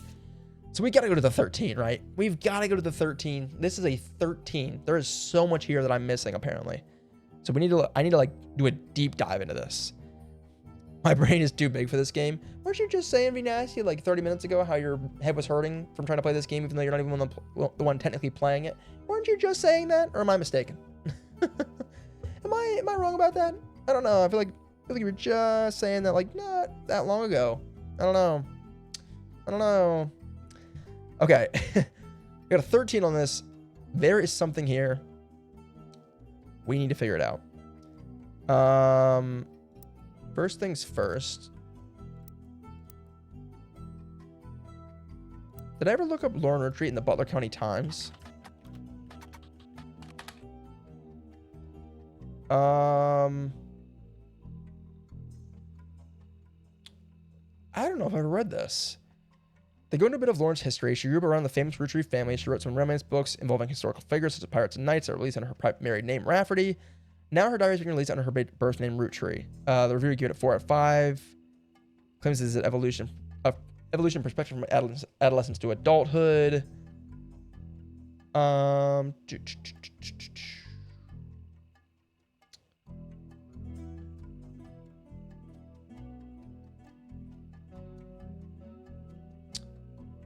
Okay, that's nothing new, I don't think.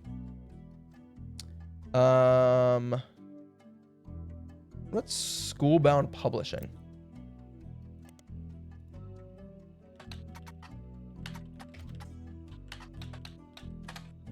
Nah, worth a shot. I think you're schizophrenic. The voices, they followed us here. From what? From Tears of the Kingdom? No, I don't hear voices. We don't have to pretend. You can find this in many other books, so we have to find other books under her name. What Well, so we already know what some of the other books were that she wrote, but they were fantasy books. So I really don't see how they were relevant, like, at all.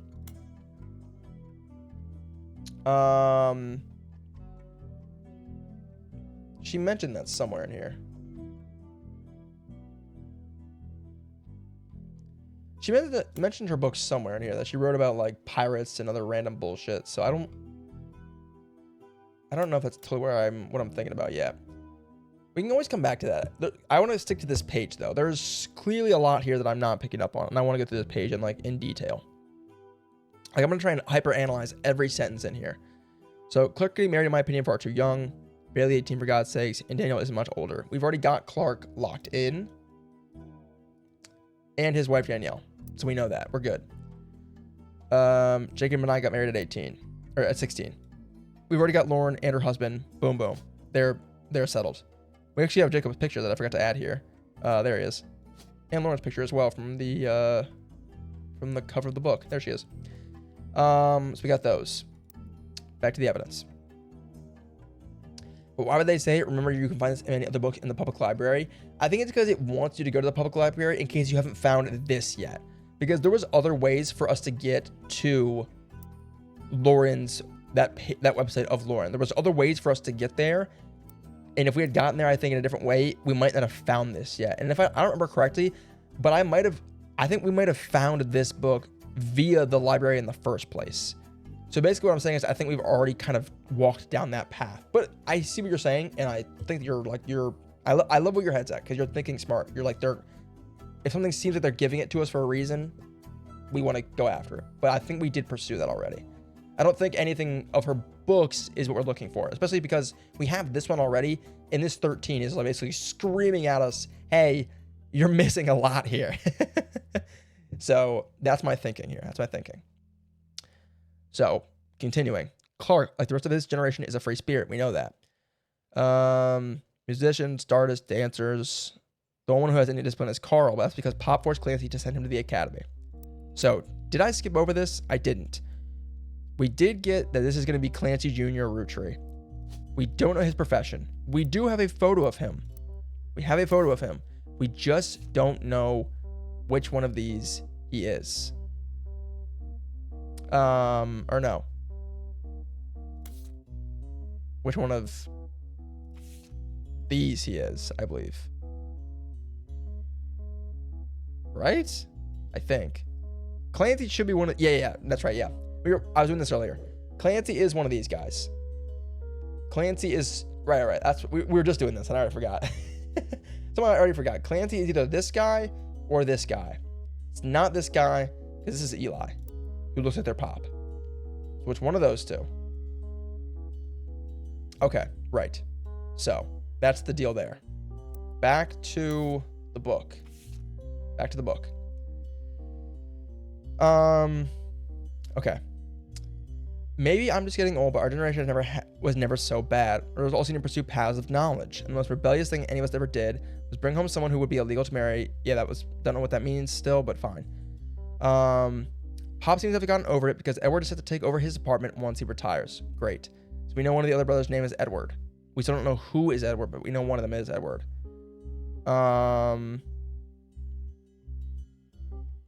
Splash Book in My Heart.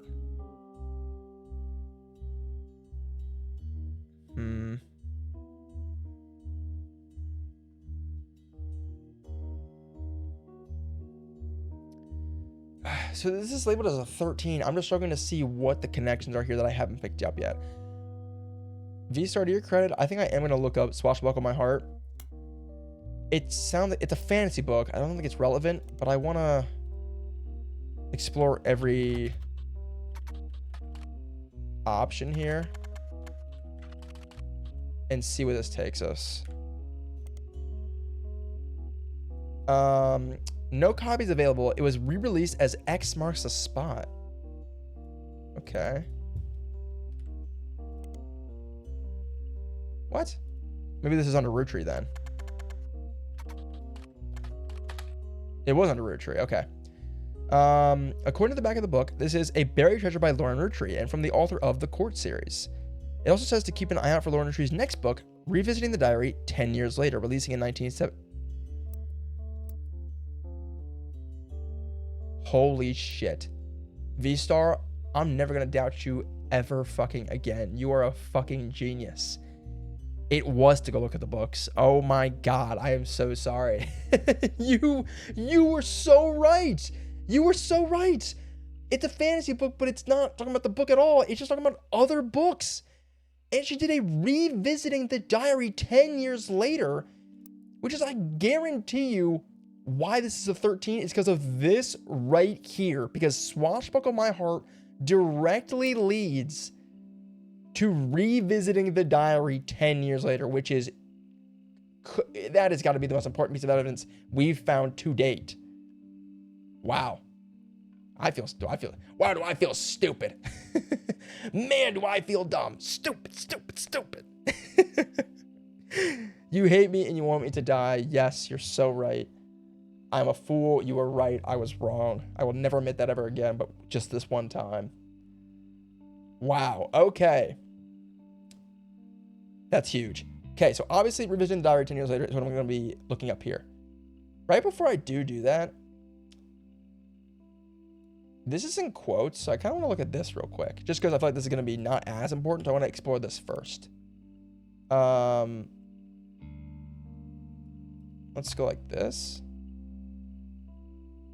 Let me go to the internet. The Court series. Never mind. That doesn't really seem to be getting me anywhere. Just forget it. X marks the spot. And then Revisiting the Diary 10 years later. Wow. This is so massive. Clip it. I knew I wasn't crazy. It was a joke. I don't want you to die. All right.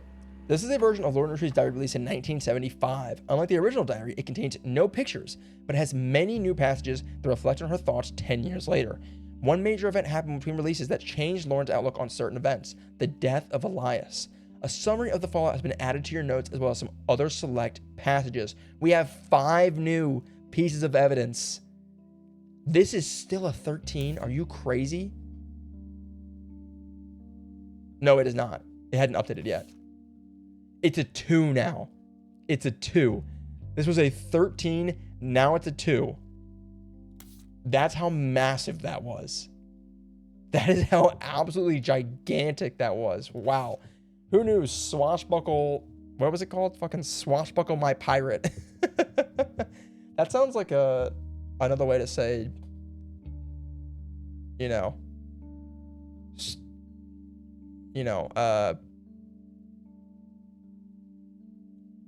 jorking it. I don't know how else to say it, man. That's what that sounds like. Swashbuckle my pirate. She swashed on my pirate until I buckled. She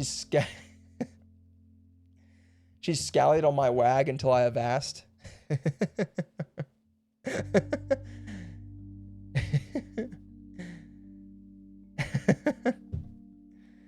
She walked on my plank until I laid anchor. All right, I'm done. All right, I'm done. I'll stop. I'm done. I'll stop. I deserve another bite of Rice Krispie. You know what, for that? You do. You do deserve. Not her writing pirate smut. She would have done numbers on AO3. She would have killed it as a fan fiction writer. You're so right. All right, here you go. Enjoy. That's for you. Eat up. Nom nom nom nom nom. Ooh, look at the confetti sprinkles. So delicious.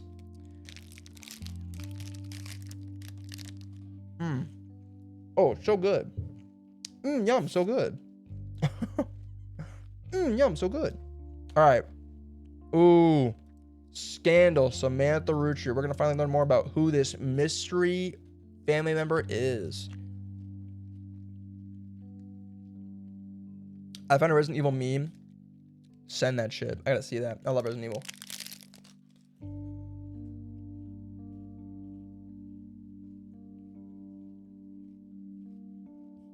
Okay.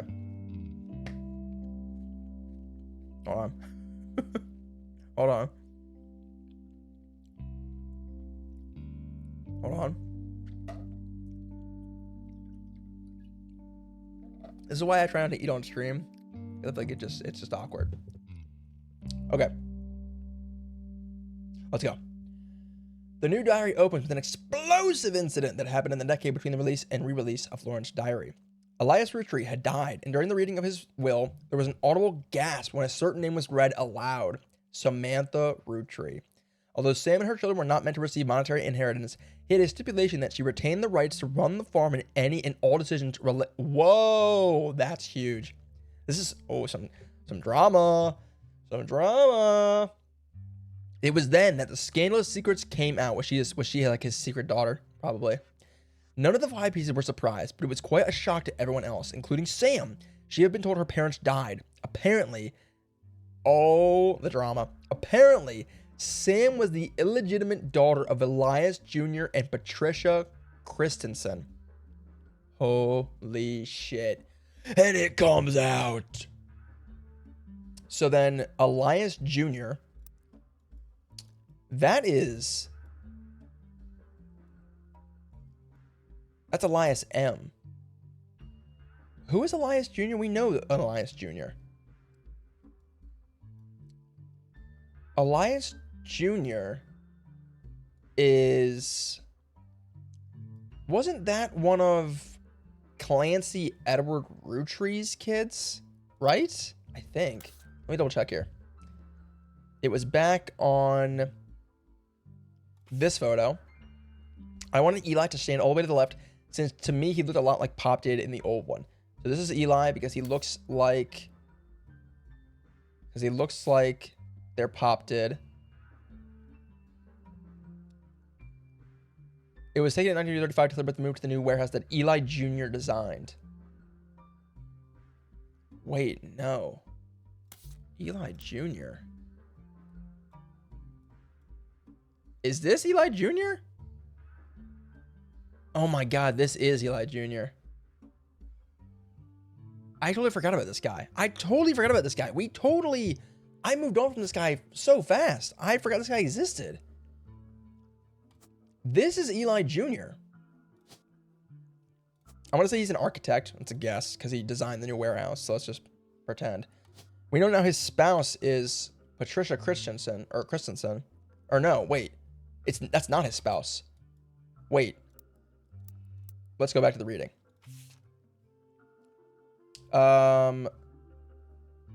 She was the illegitimate daughter of Elias Jr. and Patricia Christensen. Or wait, no, I forgot. This doesn't mean that they were married. Or wait. Yes, it does. Just kidding. Yes, it does. It literally says that they were married. I feel like this is what goes into this top secret file. We're just way ahead of things here.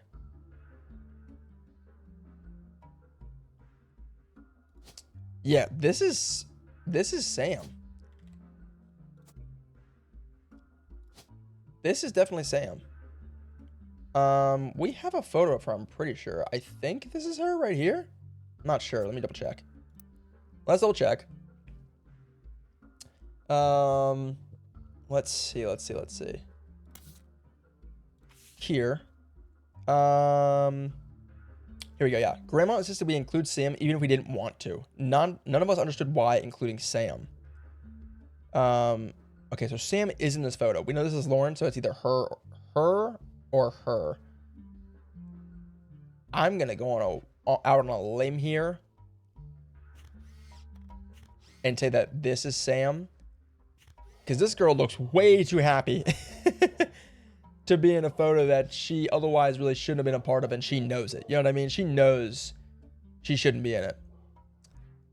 Like, none of us understood why, including Sam. So she's probably just as confused as the rest of them are. But then who would the other girl be?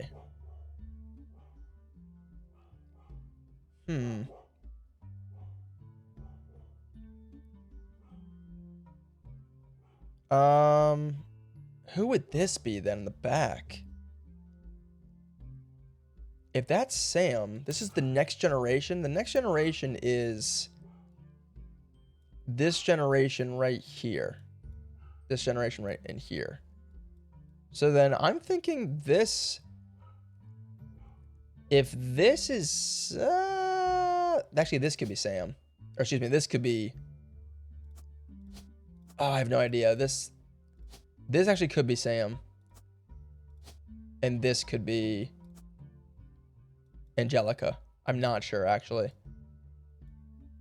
Actually, he's got orange hair. I'm going to switch it up. We're going to... Nope, that's wrong. We're going to say that that's Angelica and that this is, in fact, Sam. Dark hair, bright hair. Can't tell what color her hair is, although it appears dark.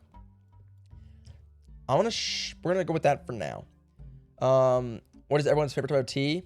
My favorite type of tea is no tea. I don't like tea. Only tea that I do like is this. This is the tea I want. All right, let's keep reading. I'm trying to like figure this out without actually reading the thing. I probably should keep going. Patricia, the daughter of a local steel mogul, and Eli Jr. harbored a secret romance at age 16. She became pregnant, and after the birth, her father refused to let her see Eli Jr. ever again. Her baby Samantha was sent to the Roottrees. Elias hid her away with a local farmhand known as EC. Patricia was married off to a much older man and sent away. That was the end of that. Almost. None of the next gens had ever met or heard of Patricia until she unexpectedly reappeared, now going by Patsy. After Patsy's husband died, she reunited with Eli Jr. and they finally married in their 50s. Lauren mentioned the wedding in her first diary without knowing Patsy's history. Eli Jr. had never taken another lover. Lauren, ever the romantic, quite appreciated this. When Patsy and Eli Jr. finally married, Elias decided Sam should have been a Rootree in the first place. Even though she was not part of the clan's trust, he wanted to include her in the family affairs. That was what led to Lauren's initial entry entitled Sam. Oh shit, so this is Patricia Christensen. Holy shit. It's getting juicy. It's getting juicy. All right. I gotta figure out more so what Elias Jr.'s job actually is, because I don't think it's an architect. Honestly, if I'm being real. Could be CEO. I'm actually not sure. Does it say in the photo of them?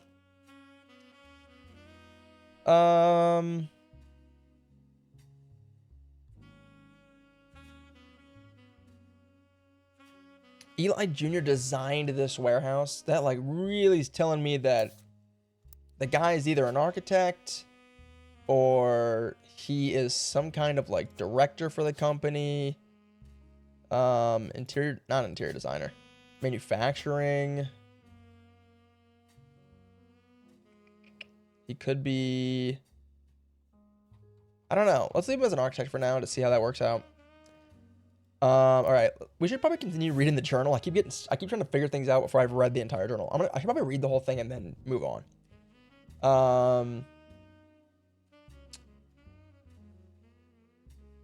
Can I see what type of tea it is? I need more flavors.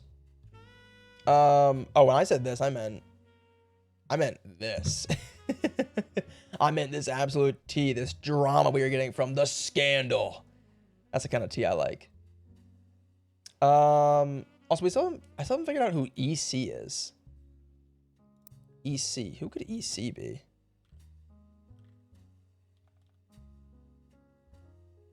Oh, wait. Eloise. I never put her name in, did I?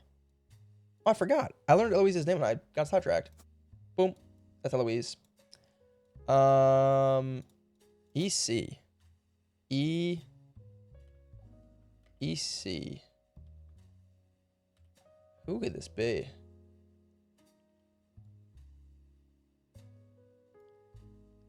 Oh, Elias C. Rootree? Is that who that is? Maybe. Not actually sure. Not sure. We'll come back to that. Okay. Keep reading now. Keep reading. Okay. Next page. This is the Sam page. So hopefully this gives us even further information. This is a page of additional notes and context from the 1975 10-year anniversary re-release of Lauren's diary. It is a companion piece to the entry about Sam. Clearly, I did not know our true family history when I wrote this. I didn't even know Sam was a Rootree. All of my doubts were ill-founded. She's a fine woman. Had she the chance to grow up with us, Sam might have been the sister figure Gwen never was. Ernie and the kids are lucky to have her, and our children seem eager to help the family in their own ways.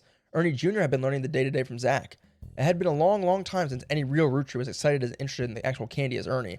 As a bonus, Gwyneth has the green thumb of her mother and her adopted grandfather. What I'm most ashamed of is not figuring it all out myself.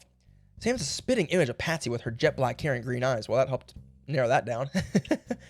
She didn't have the thick glasses Patsy did, of course, but I guess that seems a generation. Her children have that covered. It's hard to explain the look on Pop's face when they read that the farm's operations would pass to Samantha Roottrie for as long as she was willing. I got flashbacks to when Zach was made president.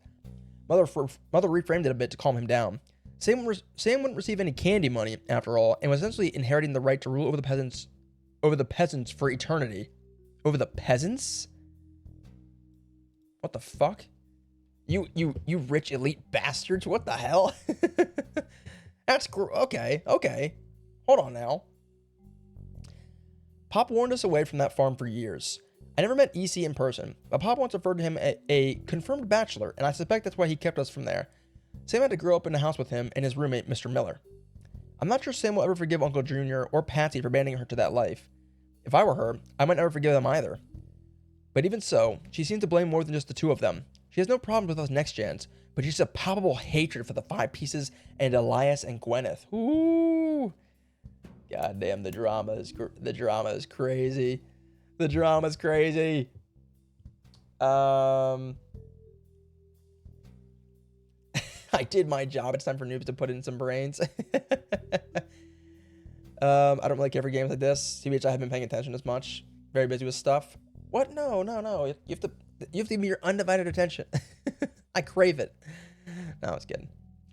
The Roottrees are literally the Disneys of the universe. What do you mean, peasants? I mean, yeah, that is an insane line.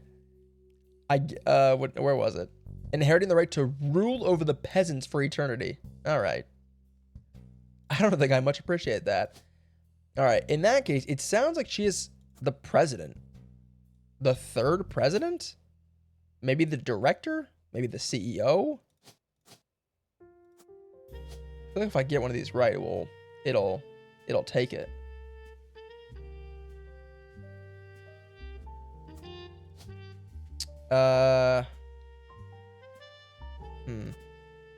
Let's leave it at that. And we've got Ernest. Ernest is her husband, it was saying, right? Ernest. Let me see. Ernie and the kids are lucky to have her, and her children seem eager to help the family in their own ways. So her husband's name is Ernie. Could be Ernest C. Is there an Ernest C? No, it's just Ernest. Oh, it's Ernest Madsen. That has to be it. Because then her son's Ernest Jr. Yep, there we go. Now, which one is C is kind of the issue here. Which one? So it looks like Ernie Jr. is her son, and then Gwyneth might be her daughter. It's not what I meant to do. Okay. Problem is, who's older?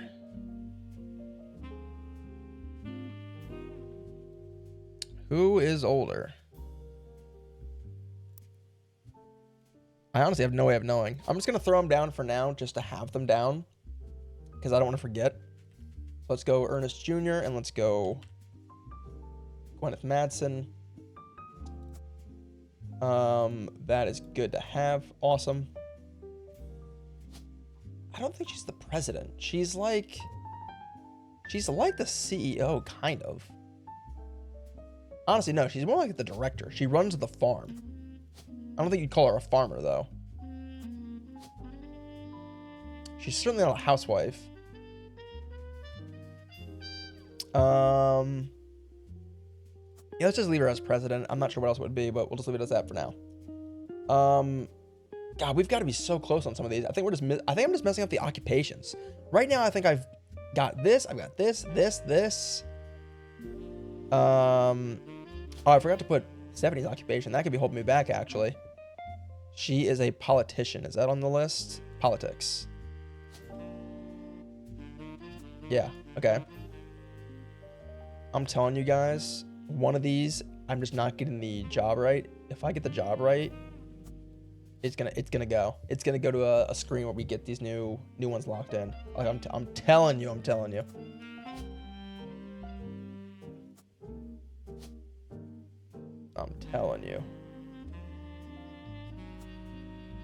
Ah, how do I figure this out? Let's keep reading. I still have 3 more pages I haven't read, so I'm getting a little too excited. So then who is EC? Papa was away from that farm for years. I never met EC in person, but Papa was referred to him as a confirmed bachelor, meaning he sleeps around. And I suspect that's why he kept us from there. Sam had to grow up in a house with him and his roommate, Mr. Miller. I don't like what that could mean. That makes me worried for what the life Sam might have had. We're gonna kind of forget about that. Oh, that is concerning. Okay. Uncle Junior or Patsy? That is just referring to these two. Okay.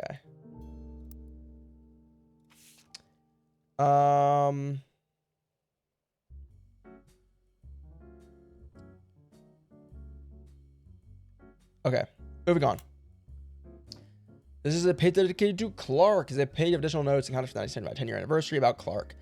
Reading this back, I get deja vu. As I write this addendum, Clark's gotten married again. No Roottrees has ever remarried. She lost Jacob, and Gwen divorced Wild Bill just before she had her second. Not even I can blame her for that. I've seen what he gets up to in Starlet, but neither of us ever took a second husband. With the way the world is moving, I guess it was inevitable someone in this family would remarry. Just wish it wasn't my son. I can only, oh god, she's gonna hate it when he gets remarried for a third time. I can only wonder if Clark's apparent disrespect for marriage is due to the lack of a real father. I did what I could, and Lord knows Eli C stepped up and helped. Eli C, that could be EC. More than I can say for Clancy or Edward. Eli C practically raised Clark and Jim as brothers whenever he could. Eli's marriage seems fine, and Jim's marriage seems solid as a rock, pun intended. So who knows what causes these things? I'm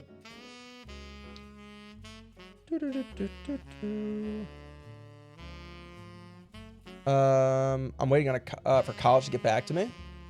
Hey, fingers crossed. I hope you get some good news. I know it's a very stressful time. I remember that as well. Waiting for those college results to come back is super unnerving. You're just kind of like afraid and kind of just hoping that you get some good news. So yeah, I've been there. I know what it's like. Just hang in there. Okay. So this is talking about Eli C raised Clark and Jim as brothers whenever he could.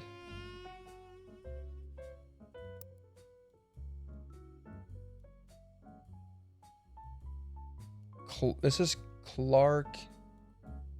This is Jim. Eli C raised him. Eli C is her brother. The one that looks like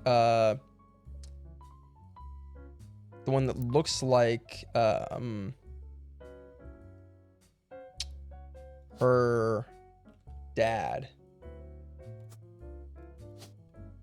So I'm thinking this might be him here. And that maybe James Roottrees is his son? Not really sure. I suppose that he's marrying Jane to keep her from running out of the band. Without her, he'd be the third wheel. And I imagine they wouldn't last long as a trio. But still, I don't think a marriage on such a shaky foundation like that can last. And Lord knows I was right last time. Yes, you were. So then Clark's second marriage was to Jane. So I actually went too far here. This is to Jane. Jane LaRue. Jane LaRue is one of these two. I'm going to say it is... Oh, actually, we know it's her. Because this is Diamond, and she has the blonde hair. So this is Jane right there, actually. Boom. Bang. Done.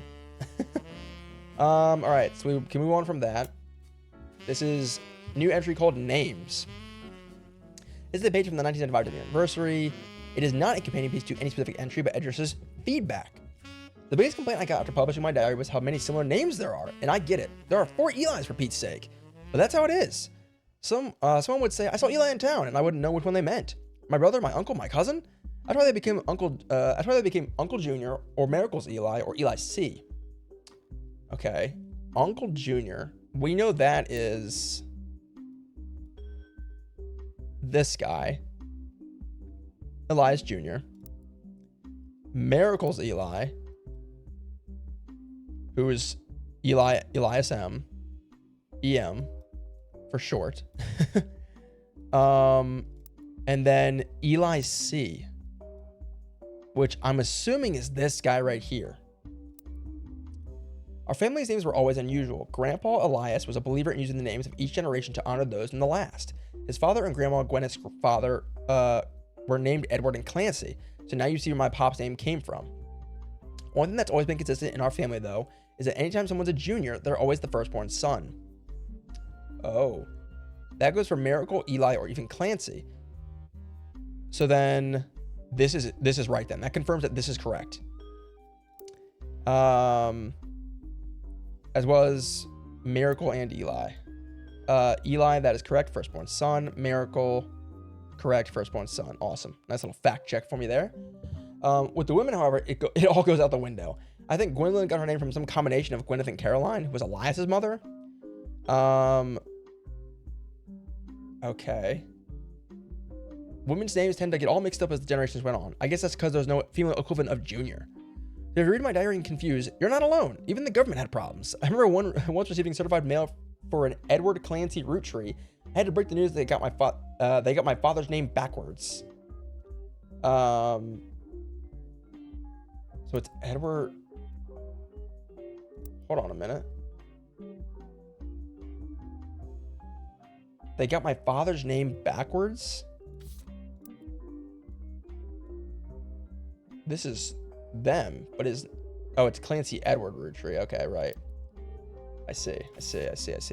Damn, this is starting to get tough. There's a lot of names being thrown around. They've purposely made them very similar names, so I'm starting to it's getting very easy to get mixed up here.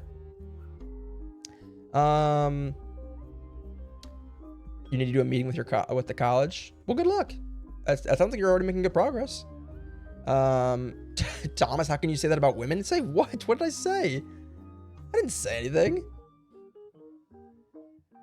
I said there's no female equivalent of Junior, which is what Lauren wrote. I didn't say that. Those are her words, not mine. Not mine. Don't get mad at me, all right? Don't shoot the messenger. I do think this is kind of relevant. I think Gwendolyn got her name from some combination of Gwyneth and Caroline, who was Elias's mother. So Gwendolyn, some combination of Gwyneth and Caroline.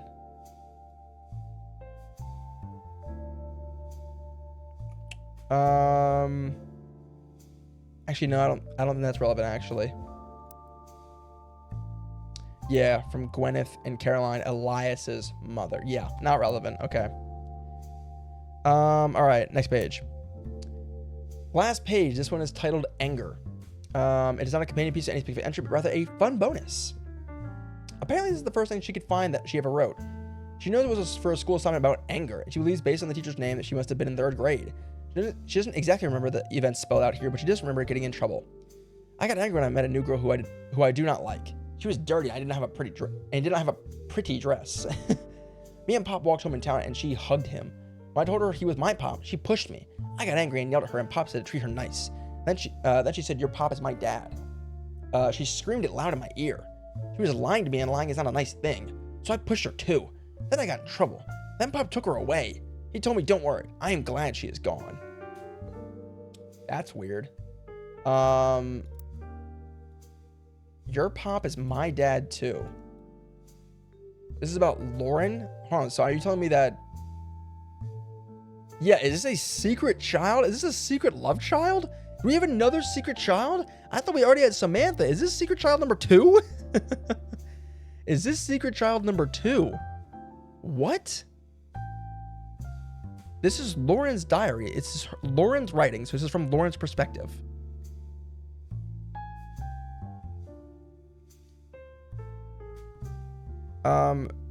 Then she said, "Your Pop is my dad." She screamed it loud in my ear.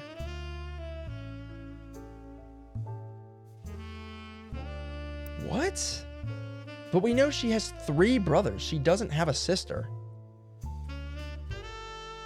That makes no sense. I'm so lost on that. That could be this.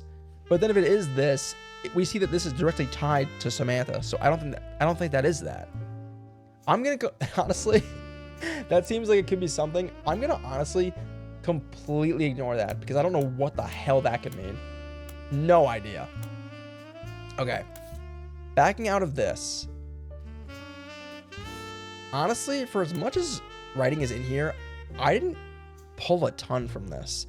I know you still got some 3s and a 2 across these. I'm not pulling anything insane, honestly. There's obviously some stuff here, but I'm not sure what it is, to be totally honest. I'm not sure. I'm really not sure at all, to be honest. What if I looked up Samantha Roottrees on the internet? I doubt anything comes up at all, but... yeah, there was no shot. There was no shot. Secret child, you don't have one? Thomas has like 3? No, what? No, what? No. Who told you that? Have we figured Sam out? I think we've, honestly, yeah, figured Sam out, except for just her job. I don't know, like, what her, like, job is. Like, she could be the 3rd president. She could be, like, the CEO. She's supposed to run the farm, so I don't know what that means. Like, I want to say that just means, like, director. I just don't know what to put for her, to be honest with you. But then I've also got Elias Jr. up here, who I have no idea what his deal is. I don't have a clue. And the problem is, I feel like if I just got... I think these 2 guys, I got their occupations incorrect. If I could just get them right, I have this, this, and this. These 3 should all be right. Which would allow me to probably lock those in. Oh! We got 3. Who do we get? Boom! Elias Jr. was in fact an architect. I was right about that, which is so nice to finally have that confirmation. We did get Stephanie Landon and Angelica. We got her picture right. She is the housewife, because most women in the Roottrees family appear to be housewives, which is, hey, ain't nothing wrong with that. Awesome, nice, booyah. We are now at 21. We have 21 family members locked in, big. That just means that Samantha, I just don't have her role right. I don't know what the hell her deal is. I don't know what Samantha does. I have no idea what she does.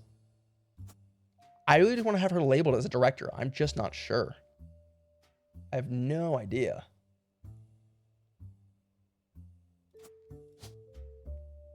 I got no clue. I'm going to leave her as a director. No, I'm going to leave her as the 3rd president. It doesn't make sense. Actually, no, that doesn't make sense either. I'm going to leave her as...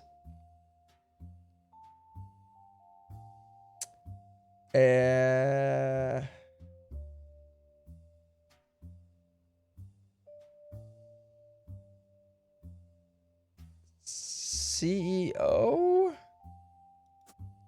Sure. I don't feel good about it, but we're doing that. Your secretary, she wanted a raise. All right. So we've locked in some more. That's pretty good. This side of the board's starting to get a lot more yellow, which is pretty awesome. Now, back to the board. Back to the board. I would love to just figure out Sam's occupation, if I'm being totally honest, because it's just bothered me a lot. Go back to this page. Oh, this is down to a 1 now. Interesting.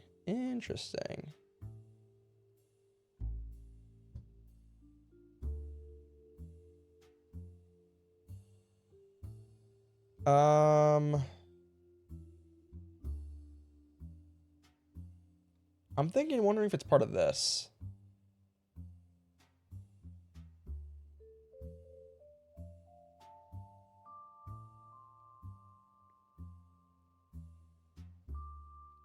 She was an illegitimate child. He had a stipulation that she retained the rights to run the farm and any and all decisions related to it. So she would run the farm. She who would run the farm and any and all decisions related to it. That tells me she's either the CEO,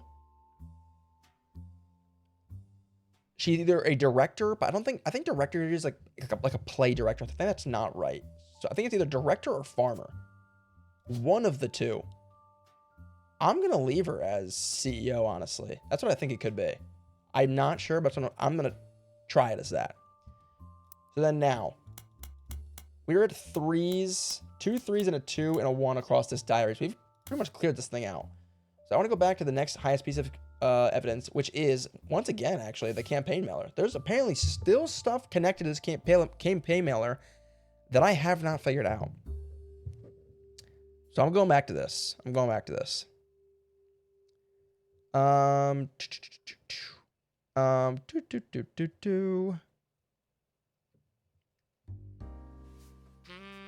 CM. We already figured out that's Caroline Morden. What else could be here for this? I have no idea. Have we searched on the internet for Carl? Yeah, Carl was the first guy we discovered, if you remember. Carl was Carl Roottrees, the 5th president. He was like the first guy we found out about. So we found out about him pretty early. But it's a good try. What if I just looked up like "Love is our future"? Like some of her campaign slogans. Love is our future. Nope. What about... I don't know. We've already seen the article about her campaign in the Butler County Times. We saw that. What about Stephanie's husband? Ooh. I don't know if we've looked him up. That might not be a bad idea. What was his name again? Brian Jones. That's not a bad idea. Let's try that. Brian Jones is a famous athlete who broke a pole vaulting record in 1954. He doesn't seem related to the Roottrees. If you're looking for a different Brian Jones, you may need to search a more local resource. Maybe that's not the Brian Jones we're thinking of. What if we go Butler County Times and then Brian Jones? Oh! Be nasty. Be star. Candy.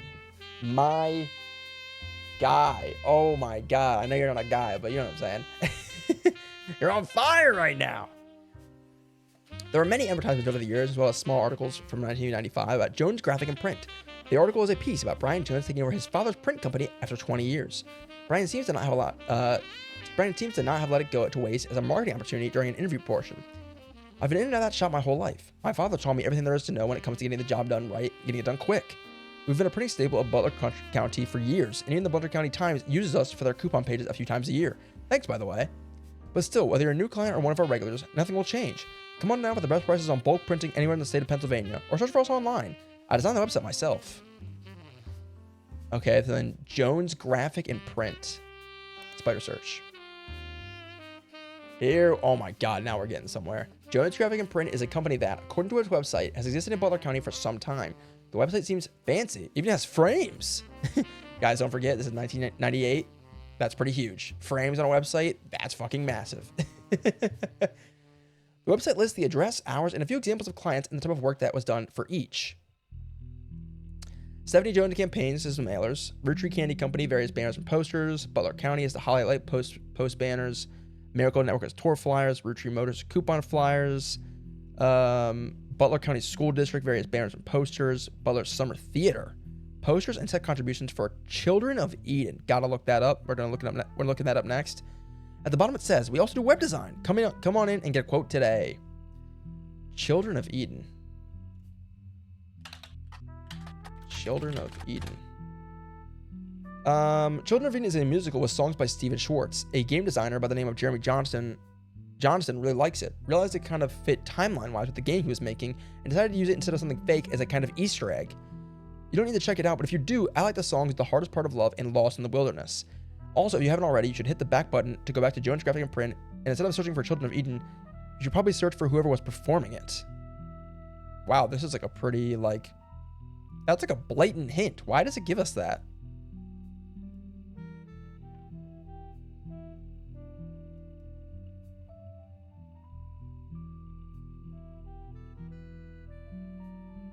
Wait, this is a massive fourth wall break is what this is. This is just not clicking in my head. This is just a massive fourth wall break.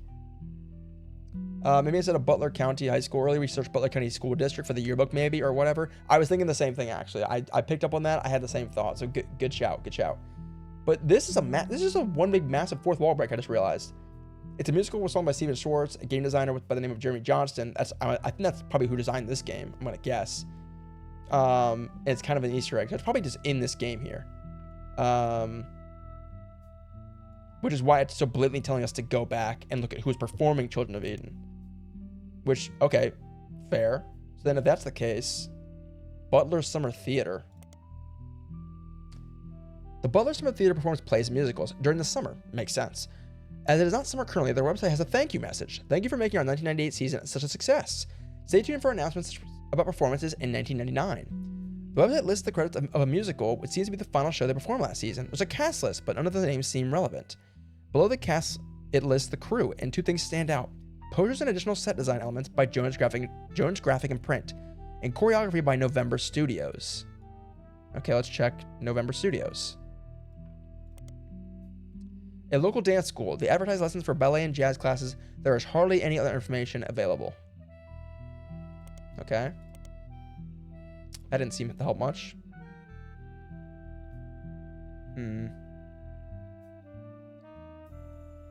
Let's check out Butler County School District.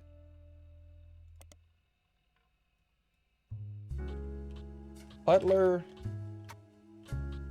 County School District. Just exit that out. Search. Let's go yearbook. Let's go. We need a book.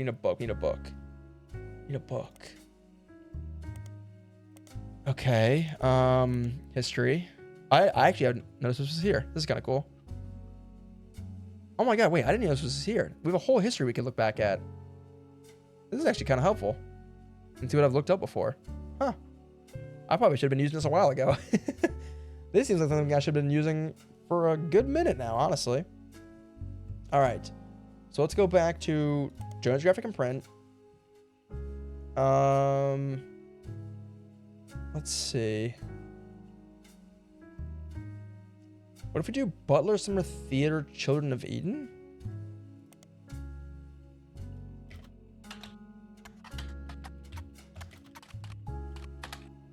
No, that's no good.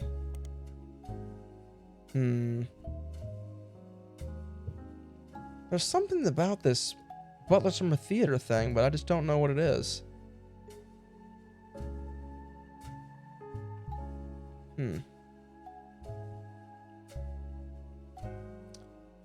There is also Roottrees Motors, I noticed. We haven't looked at that before. Let's check this. You find a hit for Roottrees Motors on the Jones Graphic and Print website, which you've already seen. You'll find a trace of them on the internet. As a local business, they may be featured on other places. Oh, okay. Roottrees Motors. That would be probably in the Butler County Times. Hey, here we go. Big. Thomas, have you ever had something thrown at you as you enter a classroom? No, I can't say I have. I can't say that I have. No, that sounds like a very unique experience. I don't think I've had that. Periodicals, V-Star, yet again. You're right on track. You gotta give yourself some credit, V-Nasty. You're smarter than you think. There's an ad for Roottrees Motors in the paper. It seems Roottrees Motors used to be called Wilkins Motors. An ad for Roottrees Motors has run in every week's Butler County Times for many years, but recently has been changed to include a picture. 3 different unique versions of the ad have been added to your evidence. Cool. Okay, sweet. Let's check this out. Wilkins Motors is now Roottrees Motors. We may have a new name, but we promise we're still the same family business. All that's different is we joined a sweeter family. Phony noises? Need new oil? Come on down, we'll fix her up. A Roottrees Motors ad from 1994 to 1977 advertises the former name of Roottrees Motors was Wilkins Motors. Wilkins Motors is still the same family business. It's still the same family business, but has joined the Roottrees family. Okay.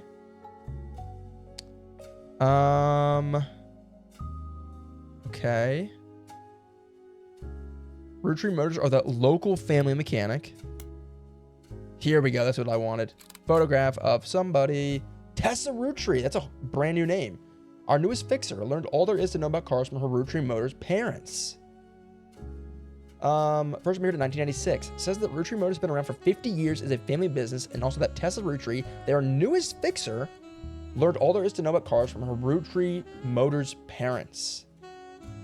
Okay, that's a new start here, guys. It's a new start here. What about the Butler County School District and the periodicals? So then we have to dig into whoever is Wilkins. Yeah, we got to figure out who Wilkins is. The Butler County School District and the periodicals, well, maybe. I'm not sure what I'd do with that.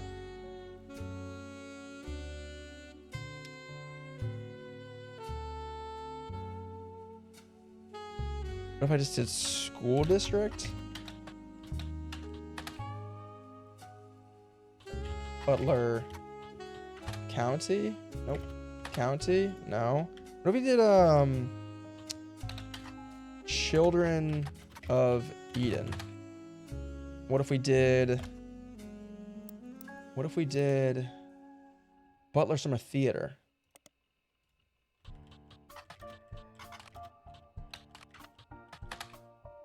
Hey, hold on.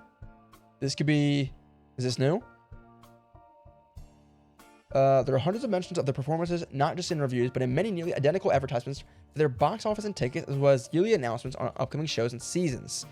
They also attempt to take out a full-page ad at the end of the season that says thank you and lists the names of the shows they performed with no additional information. As of this year, however, it mentions they have a website. I think we already found that though, didn't we? Yeah.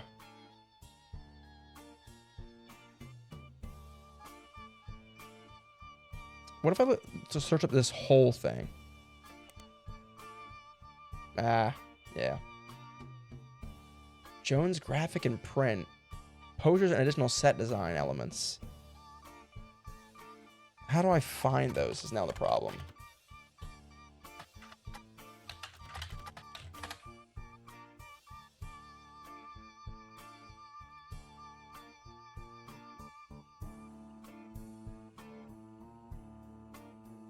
How do I find these posters and set contributions? That's my question.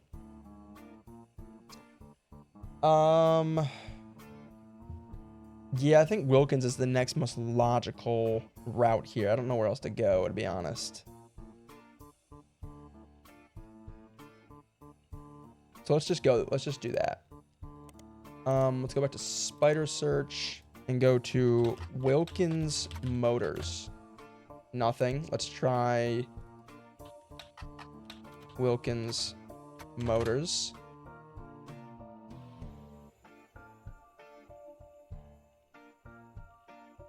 Okay, so nothing we're going to find there, unfortunately. Okay, so we know there is a Tessa Roottrees whose parents were also mechanics for Roottrees Motors. Now, the question is, where does she fall in all this? Her parents are Roottrees, meaning she has to be either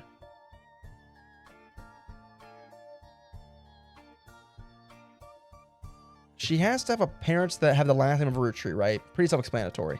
Meaning she can't be any of these. She can't be any of these. She can't be any of these. She can't be any of these because these are all Madsons. So then where does she fall in all this? Who have we not hit on that could actually fit this? It could be this right here. Could Ronald Roottrees or Rupert have gotten married to a Wilkins? There's a Catherine Wilkins. Where would she fit in all this?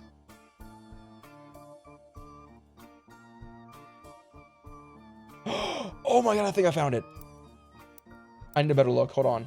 I need a better look so we can see if I'm right about this. Let's go to this photo. Zoom in What does it look like Eli's wearing right now? With the little patch that has his name on it as well. If I had to guess, that looks like a mechanic's uniform. An old school 1970s mechanic's uniform. What a find. Sometimes even I amaze myself. Meaning he would be a mechanic. And his wife would be Catherine Wilkins. With their daughter being Tessa Roottrees, who is also a mechanic. I think I just fucking cooked. I think that is now the entire part of this little part of the tree done. I think I just nailed all of this. I think I did. That was hype. That was hype. Now, Miracle Jr., who the hell did you marry? I got no idea. No clue. As well as Miracle Sr., who did you marry? I got no idea. No clue. Okay, so that was pretty big. Pretty big indeed, if I do say so myself. So, let's go back to our list here and go off of the numbers once again, because it looks like we kind of nailed it on the Roottrees motors here. I think we pretty much nailed this. I think this number will go down once we lock in the next few people. So then, for right now, we're going to the phone rings, which this is actually interesting. I didn't know there'd be information for us in this, which is like the real-time stuff that's happening to us in the game. So I'm assuming this has to be one of the new things that's going on. Before they called you, you heard a report on WRTD radio that seemed important to your investigation. The newscaster mentioned you could search online for WRTD. Instead of returning, the person who hired you called you on the phone. They claimed that they were a Roottrees. They also told you they'd give you more of an explanation the next time they returned. I'm gonna guess that this means we have to go back to WRTD. I might have missed something there. WRTD. What could I have missed here? Investigative jazz radio station.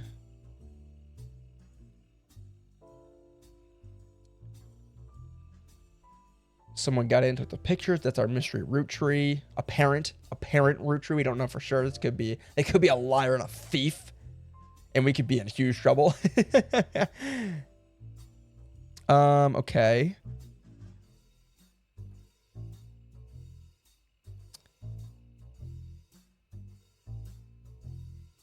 Okay, what about this could be something to go off of? The psychologist, however, also goes on to posit the culprit had an alternate agenda, specifically because nobody in the family has come forward to say they have it in their possession. A comment below the article says, "Don't believe their lies. This is just another instance of the Roottrees curse being a real, true thing. I bet you Carl was murdered and the picture had evidence on it." What if we look up the Roottrees curse on both the internet and then maybe in the Times? That sounds like it could... Whoa. Whoa! Holy shit. Guys, I told you this runs deep. I told you it runs deep and it just keeps getting thicker. The water getting muddier, getting murkier. Just when you think you're scratching, you're breaking into you're getting a breakthrough in the case, it just gets thicker like wine. You beat me to it. I was just gonna say that. V-Star, you're on it today. You're kicking ass. You're right there with me. Okay, this is a lot. Let's read through this. There's a long, rambly conspiracy website with very small, very red text on a black background that says the Roottrees are cursed and has been very recently updated with the following. Oh, damn, this give me like, if it's like black, small red text on a black background, that's like your like creepypasta, like OG 2000s, like scary ass websites that have like viruses and like crazy conspiracy theories on them. Just insane shit. Mayan Ruby's skull. Important update. With Carl and Retta and their girls, that makes 5 new deaths. Not only that, but 3 of the 5 presidents of the Roottrees company have died mysteriously. They say Guy's car was hit by a drunk driver in 1982, but nobody was arrested. Then Ernie Madsen Jr. stepped down. Was he poisoned? Now just this week, Carl died in a plane crash. This cannot be a coincidence. There's another entry that claims if you connect the dots in the pattern of the 5 pieces wrapper, it creates a Mayan ruby skull. A secret. I was wondering what you guys meant by Mayan ruby skulls. Like, what the hell are you talking about? You were just reading ahead. You were reading ahead. It creates a Mayan ruby skull. A secret message meant to subliminally scare people away. The post before that has a link to a site that talks about how Earth has 4 corners simultaneous 4-day time cubes. What? The author of this site seems to agree. An entry from a few months ago claims that the owner of the site received an email from Chris Raff75 at Prodigy US asking him to take down his site with faked proof that Ernie Madsen Jr. actually had a heart condition and wasn't poisoned. The owner claims that although the proof looked quite credible, he noted that the proof was fake because he's an expert at creating fake evidence. The first entry is from 1996 and has a blurry picture of the Roottrees Candy Company factory, seemingly taken by the website's author from behind a fence and through some trees. It seems that Operation RT-29 is real. I witnessed a helicopter land on February 29th, 1996. The website footer says all images and ideas by Thomas Overwood. Thomas Overwood, fellow Thomas. Okay, there's a lot to unpack here. First thing, this is the second mention we've had of Guy. Guy's car. We know Guy from before. We know Guy because he is in this photo. Guy Hudson. He was actually the next president. So he's the 3rd president. He's somebody in here. I'm going to guess he's either this guy, or this guy. I don't know, just intuition. Can't be sure though. Can't be sure. Can't be sure. So, Guy's car was hit by a drunk driver in 1982, but nobody was arrested. So he's dead. He died in 1982. Thomas, what are you doing here? It's not me. It's not me. And then Ernie Madsen Jr. stepped down. Was he poisoned? Ernie Madsen Jr. we have on the board. It's Ernest Jr. Ernest. I'm assuming they're the same person. We don't know who have a picture for him yet or know what his deal is, but that's what we assume that to be. Meaning maybe that means that he was the 4th president and that Guy Hudson was the 3rd president. Although I don't know where Guy falls into any of this. But it's just a theory. Just a theory. Now, there is this bit here. If you connect the dots in the pattern of the 5 pieces wrapper, it creates a Mayan ruby skull. I gotta look this up. You find a few conspiracy websites that claim the Mayan ruby skull is a symbol of death. The laser proof is a blurry photo of a reddish shape that is supposedly a cave painting from South America. According to legend, discovered beneath the paintings were bones from hundreds of different people and animals. One site also mentioned that the photographer who took the picture died when their boat capsized after crashing into a skull-shaped rock. Amongst the spinning skull gifts, you find no sources or verifiable details to back up any photos or claims. To you, the blurry photo looks more like an egg than a skull. Okay.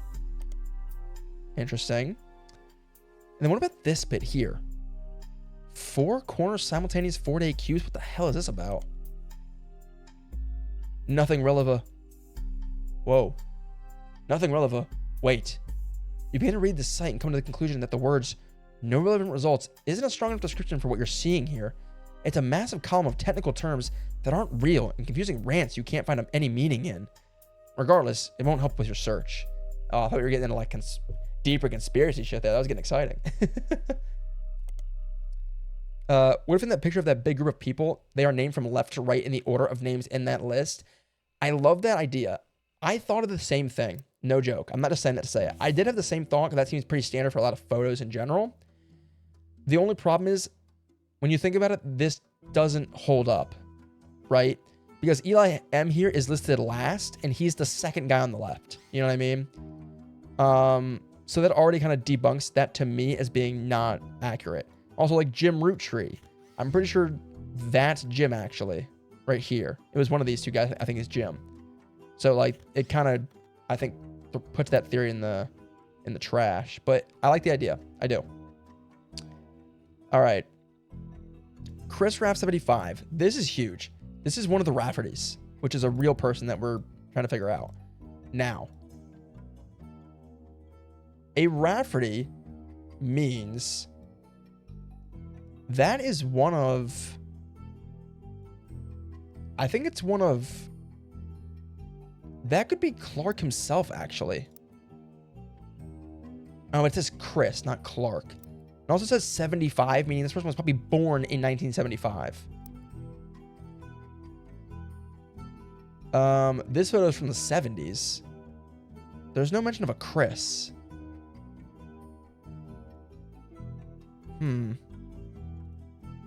Chris Rafferty. What if you search up the email tag, like Gmail or whatever it is? We could try that. I was thinking about that, but I just don't know if it's going to do anything. Oh my God. Good shout. Good fucking look.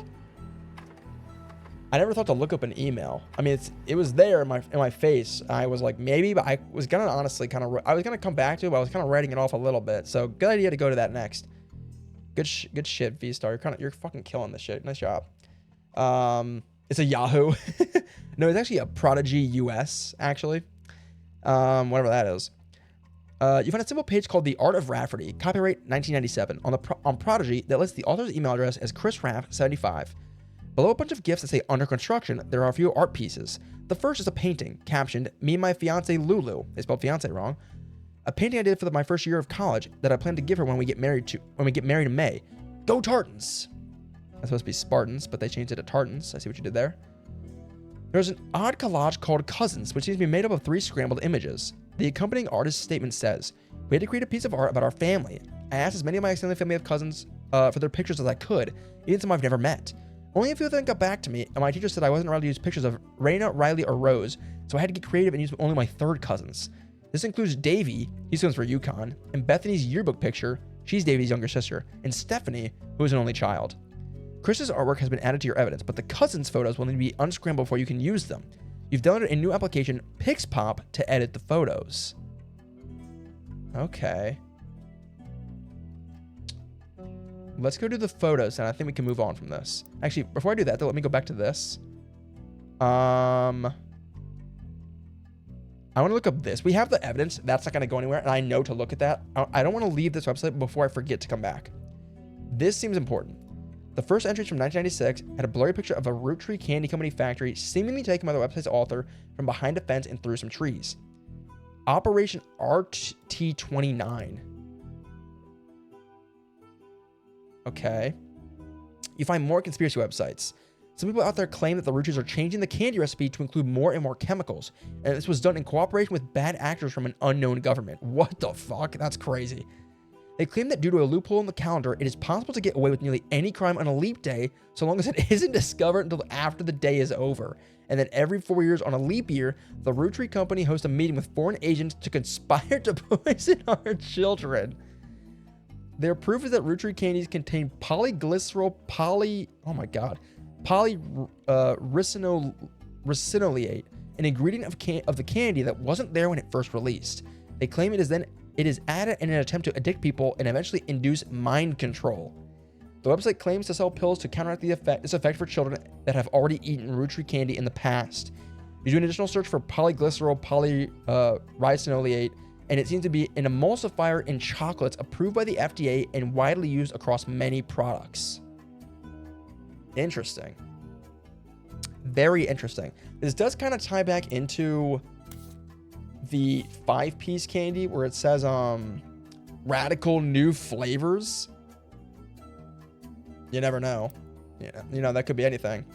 I know it says I already did an additional search. I'm still gonna look for this anyways. Same site. Okay. Same site. This is getting crazy. This is getting wild. I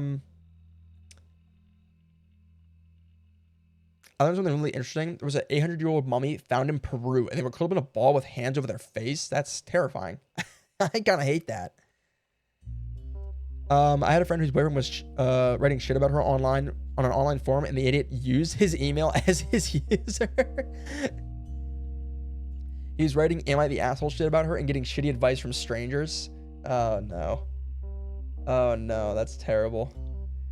That's so funny. I've thought about doing a stream where I read some Am I the Asshole things on Reddit and we could kind of just like talk about them. I thought it'd be fun.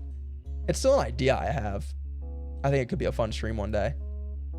Just because some of those are so insane to read. Some of those are so fucking crazy to read because they're just so nuts. They're so crazy. Anyways, let's get to the evidence, shall we? All right. Chris Rafferty's self-portrait. As RPP found in the portfolio of college student Chris Rafferty, who was referred to as a self-portrait of me and my fiance, Lulu. Which, again, that's not how you spell that. Okay, so we got Chris Rafferty and his fiance, Lulu. So if he's a Rafferty, I think this is Clark's son, firstborn son, with Jane LaRue. I think we can reasonably say that. And he is a student in college. Oh, let's go. There we go. Huge. All right, new entries. We got Tessa, we got Elias M, and we got Chris Rafferty. We also locked in Catherine Wilkins. Booyah, baby. Nice. Okay, awesome. And then this is Lulu. Oh. Luisa? Probably Luisa Garcia. I'm going to take a guess here. And she is here. Awesome. Boom. Guys, we're kind of cooking. We're kind of cooking with gas right now. We're kind of fucking killing the game. I'm not going to lie. We're kind of killing this shit. Am I the Asshole is always fun to read. Sometimes the advice isn't actually bad. Yeah, sometimes the advice can be actually decent, depending on like what kind of story it is, and I think how popular it gets on Reddit or whatever forum it's on. So I might do that one day. I think that could be fun. This is Chris Rafferty's cousin's art project and is said to include pictures of Davy, he's in for UConn, Bethany's yearbook picture, Davy's younger sister, and Stephanie, who's an only child. Perhaps you can extract them using an application on your PC. Okay, let's go to our PC. Let's go to Pixpop. Cousined zoomed JPEG. Whoa. Restore the photo. Zoom with your mouse wheel or left right click. Oh, this is cool.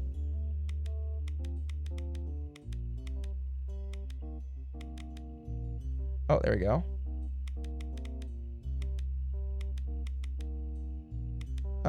Wait, that's red already. Let's do... There we go.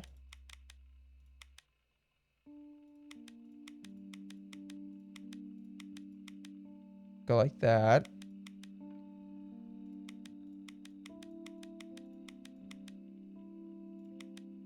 There we go.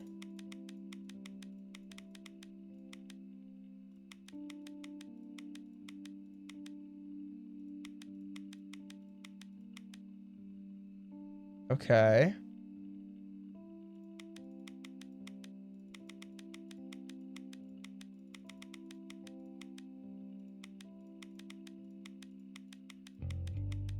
This is kind of hard. This is kind of hard.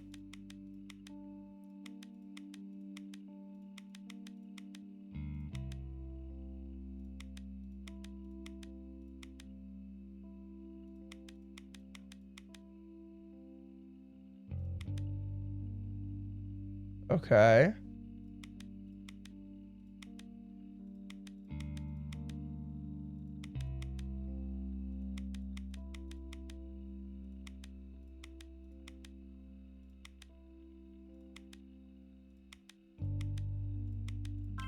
Hey, there we go.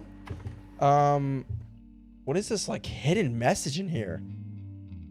Dicho to my.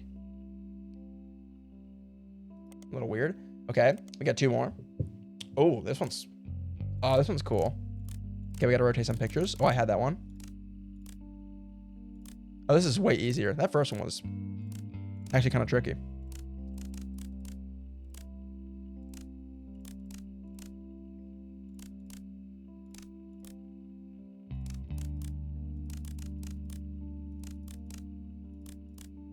Oh, I had it. There we go.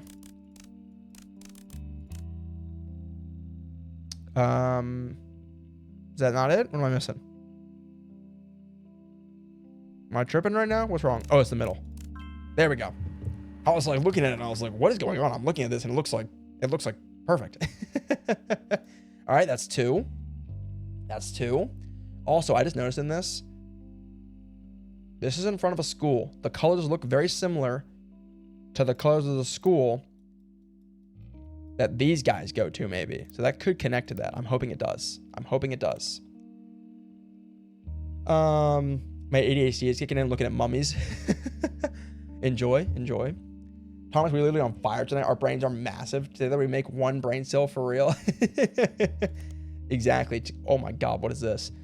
Together we make one extremely powerful brain cell. Yeah, we cannot be stopped. This is trippy as hell.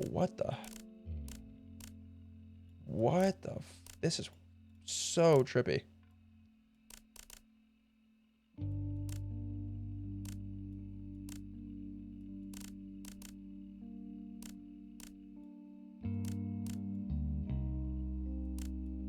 This is a crazy one. This one's nuts.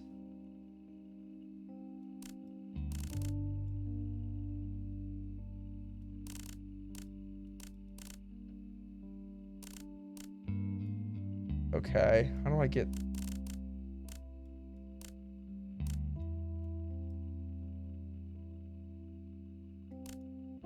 What?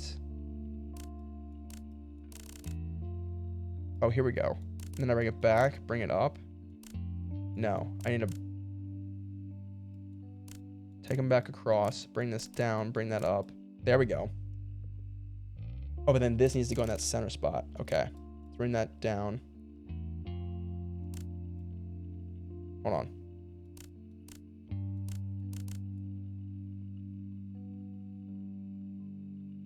on. Hold the phone. There we go. Oh, this is so cool. This is a really cool puzzle.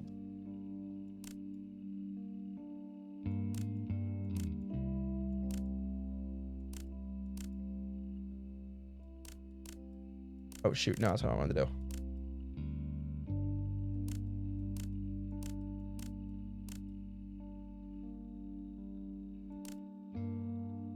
I need to get this out of here. This is causing issues now. Shoot. Go like that. Yeah, there we go.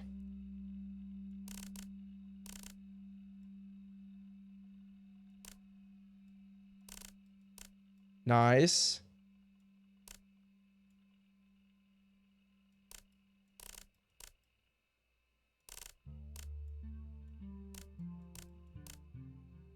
I'm gonna say this one probably goes on this side. This one goes on this side. How do I get them up there? Go like this, go like this, go like that. This, that. Boom!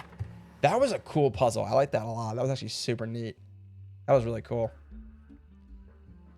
One singular brain cell is sad to say, hey, that's our intelligence you're insulting, damn it. We're trying our best. It is 1998, the year Thomas was born. He is 1900s old. I am not. I was born in the year 2000, okay? What the fuck is this Rubik's Cube Connect 4 shit? Wait, is this the swimmer that was mentioned earlier? Yes. It swims at UConn. UConn. All right. We've now fixed all 3 photos. This is...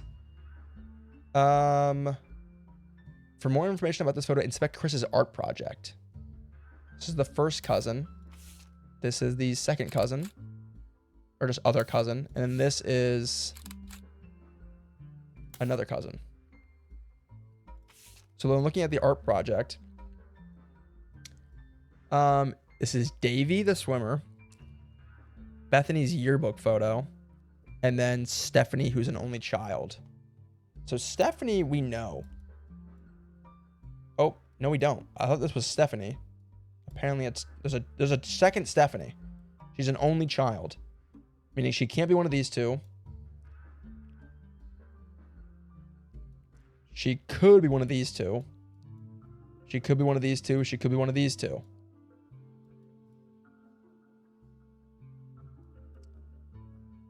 Oh, this is getting hard. We got Stephanie, Bethany, and Davy.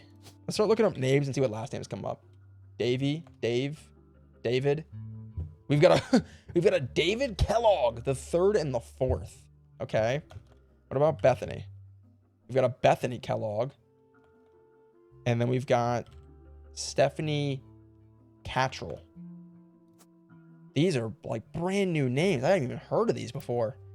These are entirely new to us. Maybe we can look something up about them.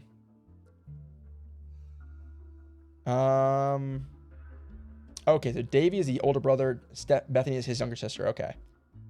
Got it. So that means that they are probably these two right here. I think it's almost certain that's them. Yeah, it's not just certain, it's guaranteed. This is those two. This is David. I'm assuming he's the 4th because his father's probably the 3rd, I'm going to guess. And then Bethany is his sister. We have both their photos. So here is Bethany. Here is Davy. He is a swimmer or a student at college. She is a student in high school, I think. And then their father then must be David Kellogg III. Okay, I think we just nailed that. I think. Kellogg, the Roottrees are related to the anti-jorker. They are in fact related to the man who invented cereal, none other than John Kellogg, the man who invented cereal for the express purpose of preventing jorking. The Roottrees family runs deep. The Roottrees family runs deep, baby. They have connections. If you didn't think they were wealthy and powerful enough, it just got worse. Now they're attacking Jorkin.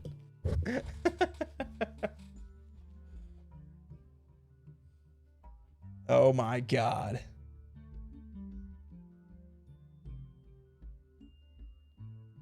Oh my God. Okay, I'd love to figure out who Bonnie is then, because then I could pretty much I think we could lock up this entire section right here. I'm going to guess that she's a housewife. That usually seems to be a pretty good guess. And then we don't know who she is. I'm going to do a pretty scummy thing. Yep, that was kind of cheating. I'm sorry. That was kind of cheap. I know. All right, boom. There it is, the Kellogg family. Locked in the Kellogg family. There we go. Very nice. Very nice. Okay. Kellogg family is locked in. Fantastic. Also, now that I think about it, I could have probably figured out that that was Bonnie just from her mother having crazy red hair. I could have probably gotten there. I can't say for sure. I think I might have. Okay. Now, that just leaves Stephanie. Stephanie Cattrall. She is not this child, because her last name would be Madison. She could be Gwyneth's child, because she would get her husband's last name. Otherwise, actually, no, that's it. That's guaranteed has to be her. So this is Stephanie right here. This has to be her. Stephanie Cattrall. She is a student in high school. Meaning her father is the other Cattrall. And that is Sam. Gwyneth Madsen. We're going to bank the good old classic housewife. And then, I don't know if we have a picture for her. Do we? Do we have a picture for Gwyneth? I don't actually know. We do. She's one of these. So we already know that this is Caroline and that this was Bonnie, I think.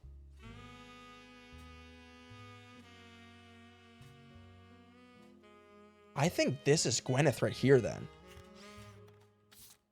Because then the guy in yellow, Sam, I think this is him.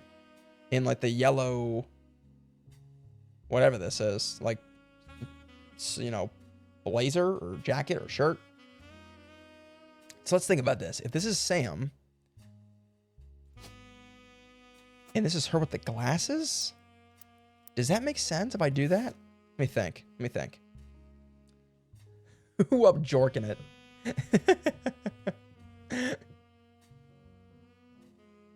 Jorking it, and by it, I mean my peanuts. Come on, guys. What are we doing? Focus. We have a case to solve here. We've got a case to crack. Okay. Let me think. So that's Bonnie right here. So then that's her husband? Wait, it doesn't even ask for a photo? We have his photo. That doesn't make sense. Then who is this guy? Oh, could that be her brother? Oh, that's gotta be her brother, 100%. And her brother's who then? Could that be Guy Hudson? It is. Bonnie's last name is Hudson. But wait, what if this is Guy Hudson though? No, because it would have been, if Zach's is the second president, and we know Guy was going to be the third, I think this is definitely Guy Hudson. I think this is it for sure. And then this is Christopher. Chris Hudson. Yeah! Holy shit! Beam to Supreme. Awesome name. Thank you for the raid. Thank you, my friend. Welcome, Raiders. Hello. My name's Thomas. It's a pleasure to meet you guys. Welcome. Hi, how's it going? Thank you so much for the raid, Beam. I really appreciate it. Thank you. That is a welcome surprise. How are y'all doing? Beam, I hope you had a great stream. What were you streaming tonight? What were you streaming? I hope you had a good one. Thank you for the raid. I really do appreciate it. It's very kind of you. We are currently playing the Roottrees are dead. You guys might have been playing the same thing, I would possibly guess. But if you weren't, this is a super fun game. It's a really cool puzzle game. We're playing as a PI, private investigator.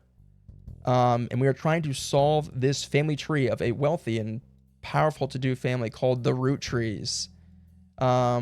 We've decided they're basically like if Disney had a massive family and they were all powerful, just kind of like today. This is basically them. This is basically kind of who this is. I was streaming Split Fiction. Oh, nice. That's super cool. Split Fiction looks like so much fun. I don't have someone to play it with, so I haven't played it yet myself, but it looks like a good time. It looks like a lot of fun. That's super cool. Super cool. Well, Beam, thank you for the raid. I really appreciate it. That was that's super, super kind. I am honored. So yeah, Raiders, pleasure to meet all y'all. My name is Thomas. I'm not much to say about myself. I'm just a regular bloke, and we stream all kinds of random games around here. Resident Evil, puzzle games, Harry Potter. We played Hogwarts Legacy a while ago. We just finished like Sea of Stars. If anyone likes that, that was a while. That took like 4 weeks to play that game. Great game though. So we play a little bit of everything around here. A little bit of everything. I have to go to sleep. I'm functioning on 4 hours sleep. Jesus Christ. Yeah, that's not good. That is not good. Beam, get some rest. Thank you for the raid though. I really appreciate it. That's very, very kind. So take care. Get some rest. Go rest up. Have a good one. Thank you for the raid again. I really, really appreciate it. Okay. So for all of you who are new here, we are currently working on this family tree for this family called the Roottrees. They run a candy company, and their family tree, as you can see, it is massive. But we've been making some great progress on it, really good progress on it. And I think I just had a crack in the case, so to speak. On this guy here, Guy Hudson, I think he is the third president of the Roottrees Candy Company, based on information we have previously found. Be a little hard to explain it all now. but you just have to take my word for it. Now, who is Guy Hudson's wife? Do we know that? I don't know if we do. I don't think we do. I don't think we do.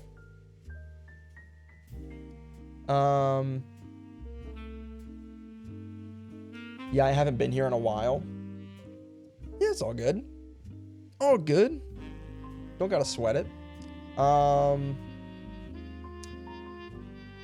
They run candy, automotives, they have politicians, authors, artists, sculptors, they got everything. That's exactly right. They have literally, they have a little bit of everything. A little bit of everything. This family's got their fingers wrapped up in every possible job you could imagine. If it's a occupation, they can do it. And they do it. They do it all. Quite frankly, they do it all. So, speaking of, we need to find some more leads. Because I figured out, we had just recently figured out who this family was. We had figured out the Kellogg family. We're hypothesizing possibly related to John Kellogg, the maker of Kellogg cereal. You know, it's a working theory. It's a working theory. But it's a theory nonetheless. But now I think we're back to the drawing board as we have no more, I think, active leads. I think we need to find some new leads to kind of guide us on some of these spots that we have yet to fill in. So I'm going to go back to our evidence board here and work down the side here. The evidence that has higher numbers on the side means there is more clues for us left in these pieces of evidence that we have not discovered yet. So for example, this one has a 5. So apparently there is 5 clues in here that I have not yet found. I've been struggling with this one because there's not a lot to this, and yet there's a 5 on it. So something's going on with this, and I'm not quite sure what it is. I'm thinking more of like the Kardashians than Disney's, because the Kardashians are also have random businesses and also the drama. Oh my God, you're so right. V Nasty, you're so right. You're so right. It's just like the Kardashians. There's the drama. There's the scandalous secret children. There's, massive companies and just random businesses that just sprout up out of nowhere. They have no business running. You're so right. And that explains why I kind of hate them. That explains it. Because I can't stand the Kardashians. All right. So what could be here that I'm missing? That's the tough part for me right now, that I just can't quite put my finger on. What could we look up on our Y2K era internet that might yield us some new leads? Mayhaps some new leads. 5 flavors, because the original image had 5 kids. We know all about that. We've covered that already. Radical new flavors, because it's no longer the 1920s. What even is an elderberry anyway? What if we went to the internet and looked up maybe like in the Butler County Times, right? What if we looked up like elderberry? Maybe there's a thing about elderberries, or it's like radical new flavors. Could maybe tie back to like a newspaper article or like a something. Radical new flavors. I need something here. I need some kind of lead. No. Oh, I almost forgot. We found that one website a while ago that talked about this. The Mayan ruby skull. So funny enough, we found a conspiracy theory website not too long ago, for those of you who are new here, that talked about this family being cursed. People in the family have been dying suspiciously. That's what actually kicked off the game, is that part of the family died, which led to someone coming to us as a PI to solve the family tree. It's been a mystery somehow up to this point. I don't know how that happens. So in our searches, we found a conspiracy theory website about this family. Part of the conspiracy theory claims, there's another entry that claims if you connect the dots in the pattern of the 5 pieces wrapper, it creates a Mayan ruby skull. A secret message meant to subliminally scare people away. Apparently that's what this is. Or maybe not, actually. This is the 5 pieces ad. It's not the wrapper. So maybe this isn't necessarily what I'm looking for. I also don't see a skull in this at all.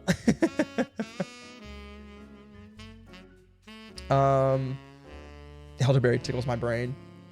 This game is bullshit. Where's the dial-up? What if you search the date 1982 with something maybe there's a whole article with the alleged car crash in the newspaper or something. Oh, that's a great idea, V-Nasty. I actually like that a lot. That's a great idea. Where did we first read about that? The car crash. Was that in this same article? It might have been. Yes. They said guy's car was hit by a drunk driver in 1982. Oh, that's a great idea. Let's try on the internet first, and then we'll try in the Butler County Times, the more local newspaper, and see if we find anything in there. So let's go. Let's just go 1982 Hudson car crash. That's pretty general. And I think they need to be pretty... Your searches need to be specific on the spider search here. What if we just did 1982 car crash? Yeah, I don't think that's going to work. Let's just try this in the Butler County Times. Car crash, 1982. What if we just did car crash? Hudson... What about Guy Hudson? Just Guy Hudson. Oh, here we go. That was it. We needed. This could be the breakthrough we need. This could be our next lead. Thomas is addicted to this game. I kind of am. I kind of love this game, and I can't stop playing it. I really should have ended stream like 30 minutes ago, and I can't stop. It's so good. It's so good. I'm way too wrapped up in it. I just can't sleep till I've solved the case. I gotta get to the bottom of this. There could be a murder afoot. This could be foul. It stinks. It stinks of injustice. All right. Although the Butler County Times does not archive their obituaries, they did a front page story in 1982 about Guy Hudson and his wife Patricia dying in a car accident. The story itself is surprisingly light on relevant details due to the recency of the accident. Police reported that the crash was caused by an unidentified driver who swerved in front of the Hudson's car, causing him to brake hard and veer off the interstate. Although Guy was a somewhat controversial president, foul play is not suspected. There were witnesses who reported that the vehicle which instigated the wreck was speeding, swerving between lanes and cutting off drivers as well for at least 5 or 6 minutes before the tragic accident. One witness says it could have been any one of us who they eventually ran off the road. The arrests were flat after the accident, and police have few leads other than the make and model. Guy had been president on the Roottrees company for only 4 years, through an undoubtedly volatile period in the company's history. He and his wife had no children. Interesting. Okay, Guy Hudson, wife's name was Patricia. He and his wife had no children. We got the right guy here. Big. Patricia Jones. There's only one Patricia, so that it has to be her. Okay, that's big. So we've confirmed that this is in fact Guy. We have his wife. This is in fact their father. Very nice. Guys, it's midnight. Switch 2 people. Pre-orders are live. Anyone getting a Switch 2? Now's your chance. Go to Walmart, quick. I've been tracking it myself. I've been deciding if I'm going to get a Switch 2 or not. I don't know. I don't know if I'm dropping $450. If you got $450 in your pocket and you like the Switch 1, you might just like the Switch 2. You might just like it. All right. So that's helpful for Guy Hudson for information that we kind of already knew. I'm looking for anything possibly different. On my way to Walmart. Walmart, go to Target. Target also is valid. I just heard through the grapevine of the internet that apparently Walmart was possibly dropping their Switch 2 pre-orders at 9 p.m. Pacific Standard Time, which is for me is right now, at midnight. So, do with that information what you will. Okay, is there anything else from this that we could possibly pull that might be helpful? We did get Guy Hudson's wife's name, which is pretty important. But anything else?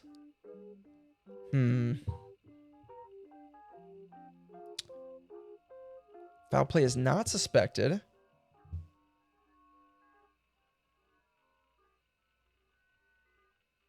Yeah, I'm going to be honest. I think this was just good to get Guy's wife's name. Because I think there's been no mention of his wife's name prior to this. So I think the point of this was just to get his wife's name and confirm that he did in fact have no children. I think that's all that was for, which is totally fine. We'll take that. We'll take that every day. Switch 2 isn't worth the TBH. Now the Soulja Boy gaming console. That's a different story. Dude, that's a throwback. Who remembers the Soulja Boy gaming console? I remember that. I remember watching YouTube videos about that. That shit was hilarious. God, Soulja Boy, man. What a talent. What a man who defined a generation. What a guy. What a guy. He defined a generation, I tell you. I gotta be honest, I'm kind of surprised we haven't locked in like this. I think I have Gwyneth's wrong picture here. And if I get the right picture, this will lock into place. I have a sneaking suspicion. Maybe that is the right picture. Maybe she's not a housewife. I'm not sure, actually. I can't say for certain. I know that that's Caroline's picture, because we knew that already, because you can tell she looks the exact same. All right, where do we go from here? I also don't have a lot of time left. I probably need to get going here in the next few minutes. But I figured we'll take a few minutes to look at maybe like one more piece of evidence that has a high number. Let's look at rolling on down to the city. Apparently this is a 5. So there's apparently something here that I haven't found yet, which is surprising. Because this seemed rather unremarkable, honestly. So let's go through this as fast as I kind of can, because I do need to kind of get out of here. I've overstayed my welcome a fair amount. For those of you who don't know, I live with my good old familia, and we gotta respect the familia. Can't be too loud screaming like a lunatic at midnight. I need to get going soon. Translated to, I will spend the next half hour playing this game off stream. No. I'm gonna try not to do that and save it for the next stream tomorrow. I'm gonna try my best. What if you searched up Middle East conflict in this universe? Maybe. I don't see how that really would relate to any of our characters though, because that's a global conflict. Unless one of the Roottrees is like ran for like high political office, is like, what if one of the Roottrees was just the president of the United States? Now there's an idea. There's an idea. Okay, let's go through this real quick. Rolling into the City was barely a top 20 hit for a few weeks in 1979. According to the liner notes, it satirizes how part of society was content to remain indifferent to economic inflation and civil unrest in the Middle East, unless pop culture tricked them into caring. Somewhat ironically, listeners didn't seem to pay attention to the lyrics enough to trick them into caring. Instead, most of its play came from roller discos. Because it was a product of its time, it doesn't get much play anymore, even on stations that play oldies. Maybe that's why you never heard of it before now. This image from an auction of Frisco's copy. It's a sticker that says, only the great-grandson of Elias Roottrees could make disco this sweet. It is credited to Peter Janowitz from MMM. Music and lyrics by Jim Roottrees, vocals by Jim Roottrees and Diamond LaRue. Jim Roottrees is one of our notable Roottrees. We've already figured him out from a while ago. And then here are the lyrics to the song. We can actually play the song right here.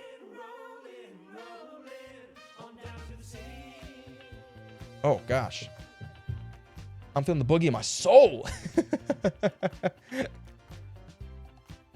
Oh, my goodness. Did we search Peter Janowitz or MMM yet? I think we did, which is why I kind of glossed over it, because I would have probably done that. It's worth a shot, though. We could probably try it again, just in case. Yeah, Peter Janowitz works for Modern Music Monthly. We've already discovered that in our periodicals. What if we go to Modern Music Monthly, though, and look up, like... What if we look up Diamond LaRue? I don't know if I did that before. Let's try that. Diamond LaRue. I probably did not spell her name right. I don't think I spelled her name right. Probably. There's no dash. It's just LaRue. Okay. LaRue. Oh, this might be new. This might be new. Hold on. In an article from 1968, you find a small section focusing on young, upcoming talent from that Modern Music Monthly predicts will make it big. It has this to say about the LaRues. The LaRue sisters got their start doing session work for their great uncle's record label. If you remember any songs from 1960 to 1965 that featured the voices of kids, they were probably involved. Back then, they were credited as the Lucky LaRues. Now that he's passed, they moved on to bigger and better ventures and are going by their full names. Diamond and Jane have been touring with some famous faces, ever heard of the Roottrees, and are looking to release an album sometime in the next year. Youngest Kim is about to step into a prominent role on Broadway, taking over for one of the children in Oliver. The Lucky LaRues indeed. Yeah, Lucky LaRues seems like the obvious follow-up here for a search. Definitely agree on that. I am kind of curious about this, though. Youngest Kim? What could that... Who is that? Youngest Kim? Is there a person named Kim? Kim LaRue. Is that Diamond's kid? Oh, that might be one of James, aka Jim. That might be one of James and... Wait, that doesn't make sense, though.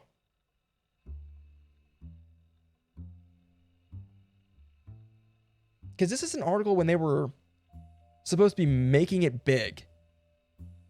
She married James and she would have met James and married and had kids like years later.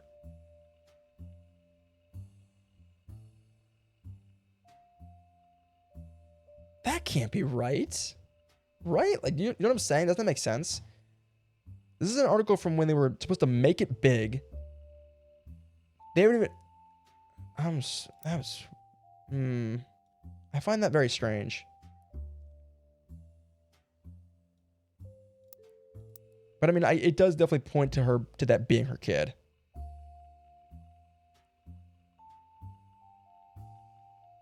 That does make a lot of sense. All right, let's look up Lucky LaRues. Jane Del Vecchio is listed on a talent for hire site as a wedding singer. Way down in the credentials section of her biography, it mentions she got her start as a young girl when she was Jane LaRue of the Lucky LaRues. It also mentions to her to only contact her agent in the event that you actually wish to hire her, and that any all inquiry about her past or her sister would be ignored. Ooh, interesting. Jane Del Vecchio. This is an interesting name. Same page. Okay. Okay, we're cooking. Or they got pregnant and had to get married. It could have been a marriage out of wedlock. You could be right. You could definitely be right. That's not impossible.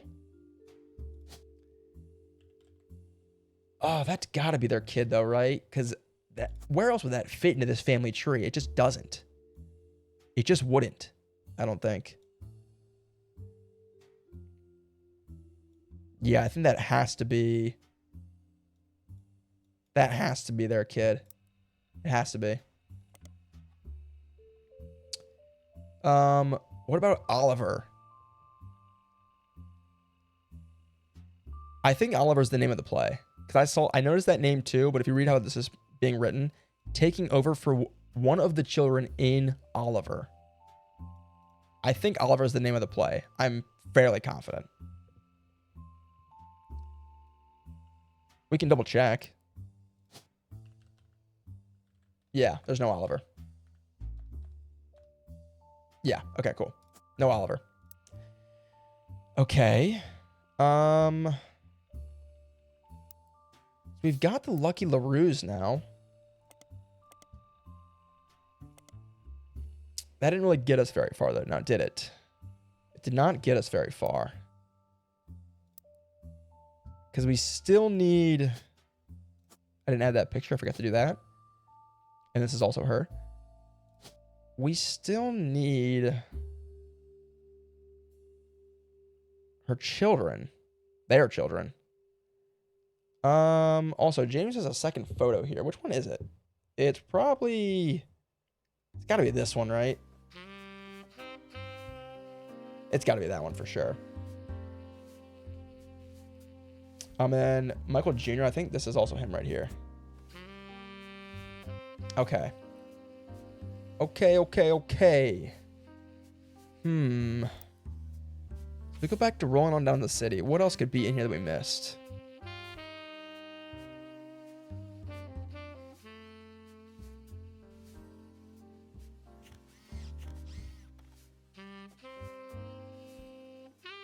No way there's something in the lyrics, right? I can't imagine the lyrics are actually relevant here. That would be crazy if they were.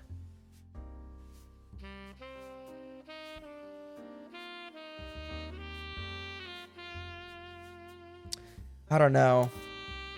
I feel like we're close to something, but I gotta be honest, I do need to get going. It is getting late, and I'm afraid I can't keep pushing it because I'm pushing it pretty far already. We're getting close to a 4-hour stream, and I already started pretty late tonight. So that is going to be it for me, guys. I'm gonna get out of here. I would love to keep going. I will be continuing this game tomorrow. Be nasty. Noobs, I appreciate you guys for hanging out. I know Beam to Supreme is no longer here, but the raid was so much appreciated. If there were any raiders still looking around, appreciate you guys for hanging out. Just checking out the stream. It means a lot. If you enjoyed it all, consider dropping a follow. I'd appreciate it. I stream every Monday, Wednesday, Thursday, playing all kinds of different games, just hanging out, talking, chatting, all kinds of random crap. I yap a lot. And even so, if you were just hanging around in the background, just lurking, I appreciate it. Thank you so much. It means a lot. Okay. I'm going to get out of here. I'll be back as scheduled tomorrow at 7:30 Eastern Time. And we will continue this. I'm thinking tomorrow we can maybe finish this. We've not got much left. Tomorrow might be... We can maybe finish this game. I'm very excited about it because this has been one of my favorite games I've played in recent memory. This game is so fun. I love this game. It is awesome. So, yes. Tomorrow... I'll be back. Hope everyone has a great night, a good Thursday. Until next time. Yes, my brain needs to recharge. My brain needs to recharge as well. I'm a little fried after that. That was some serious investigative skill we broke out there. So I gotta recharge. I gotta get some rest. So until next time, guys. Thank you, Raiders. V Nasty News. Appreciate you guys so much. Take care. And see you guys next time. Peace. See ya. Bye. Peace.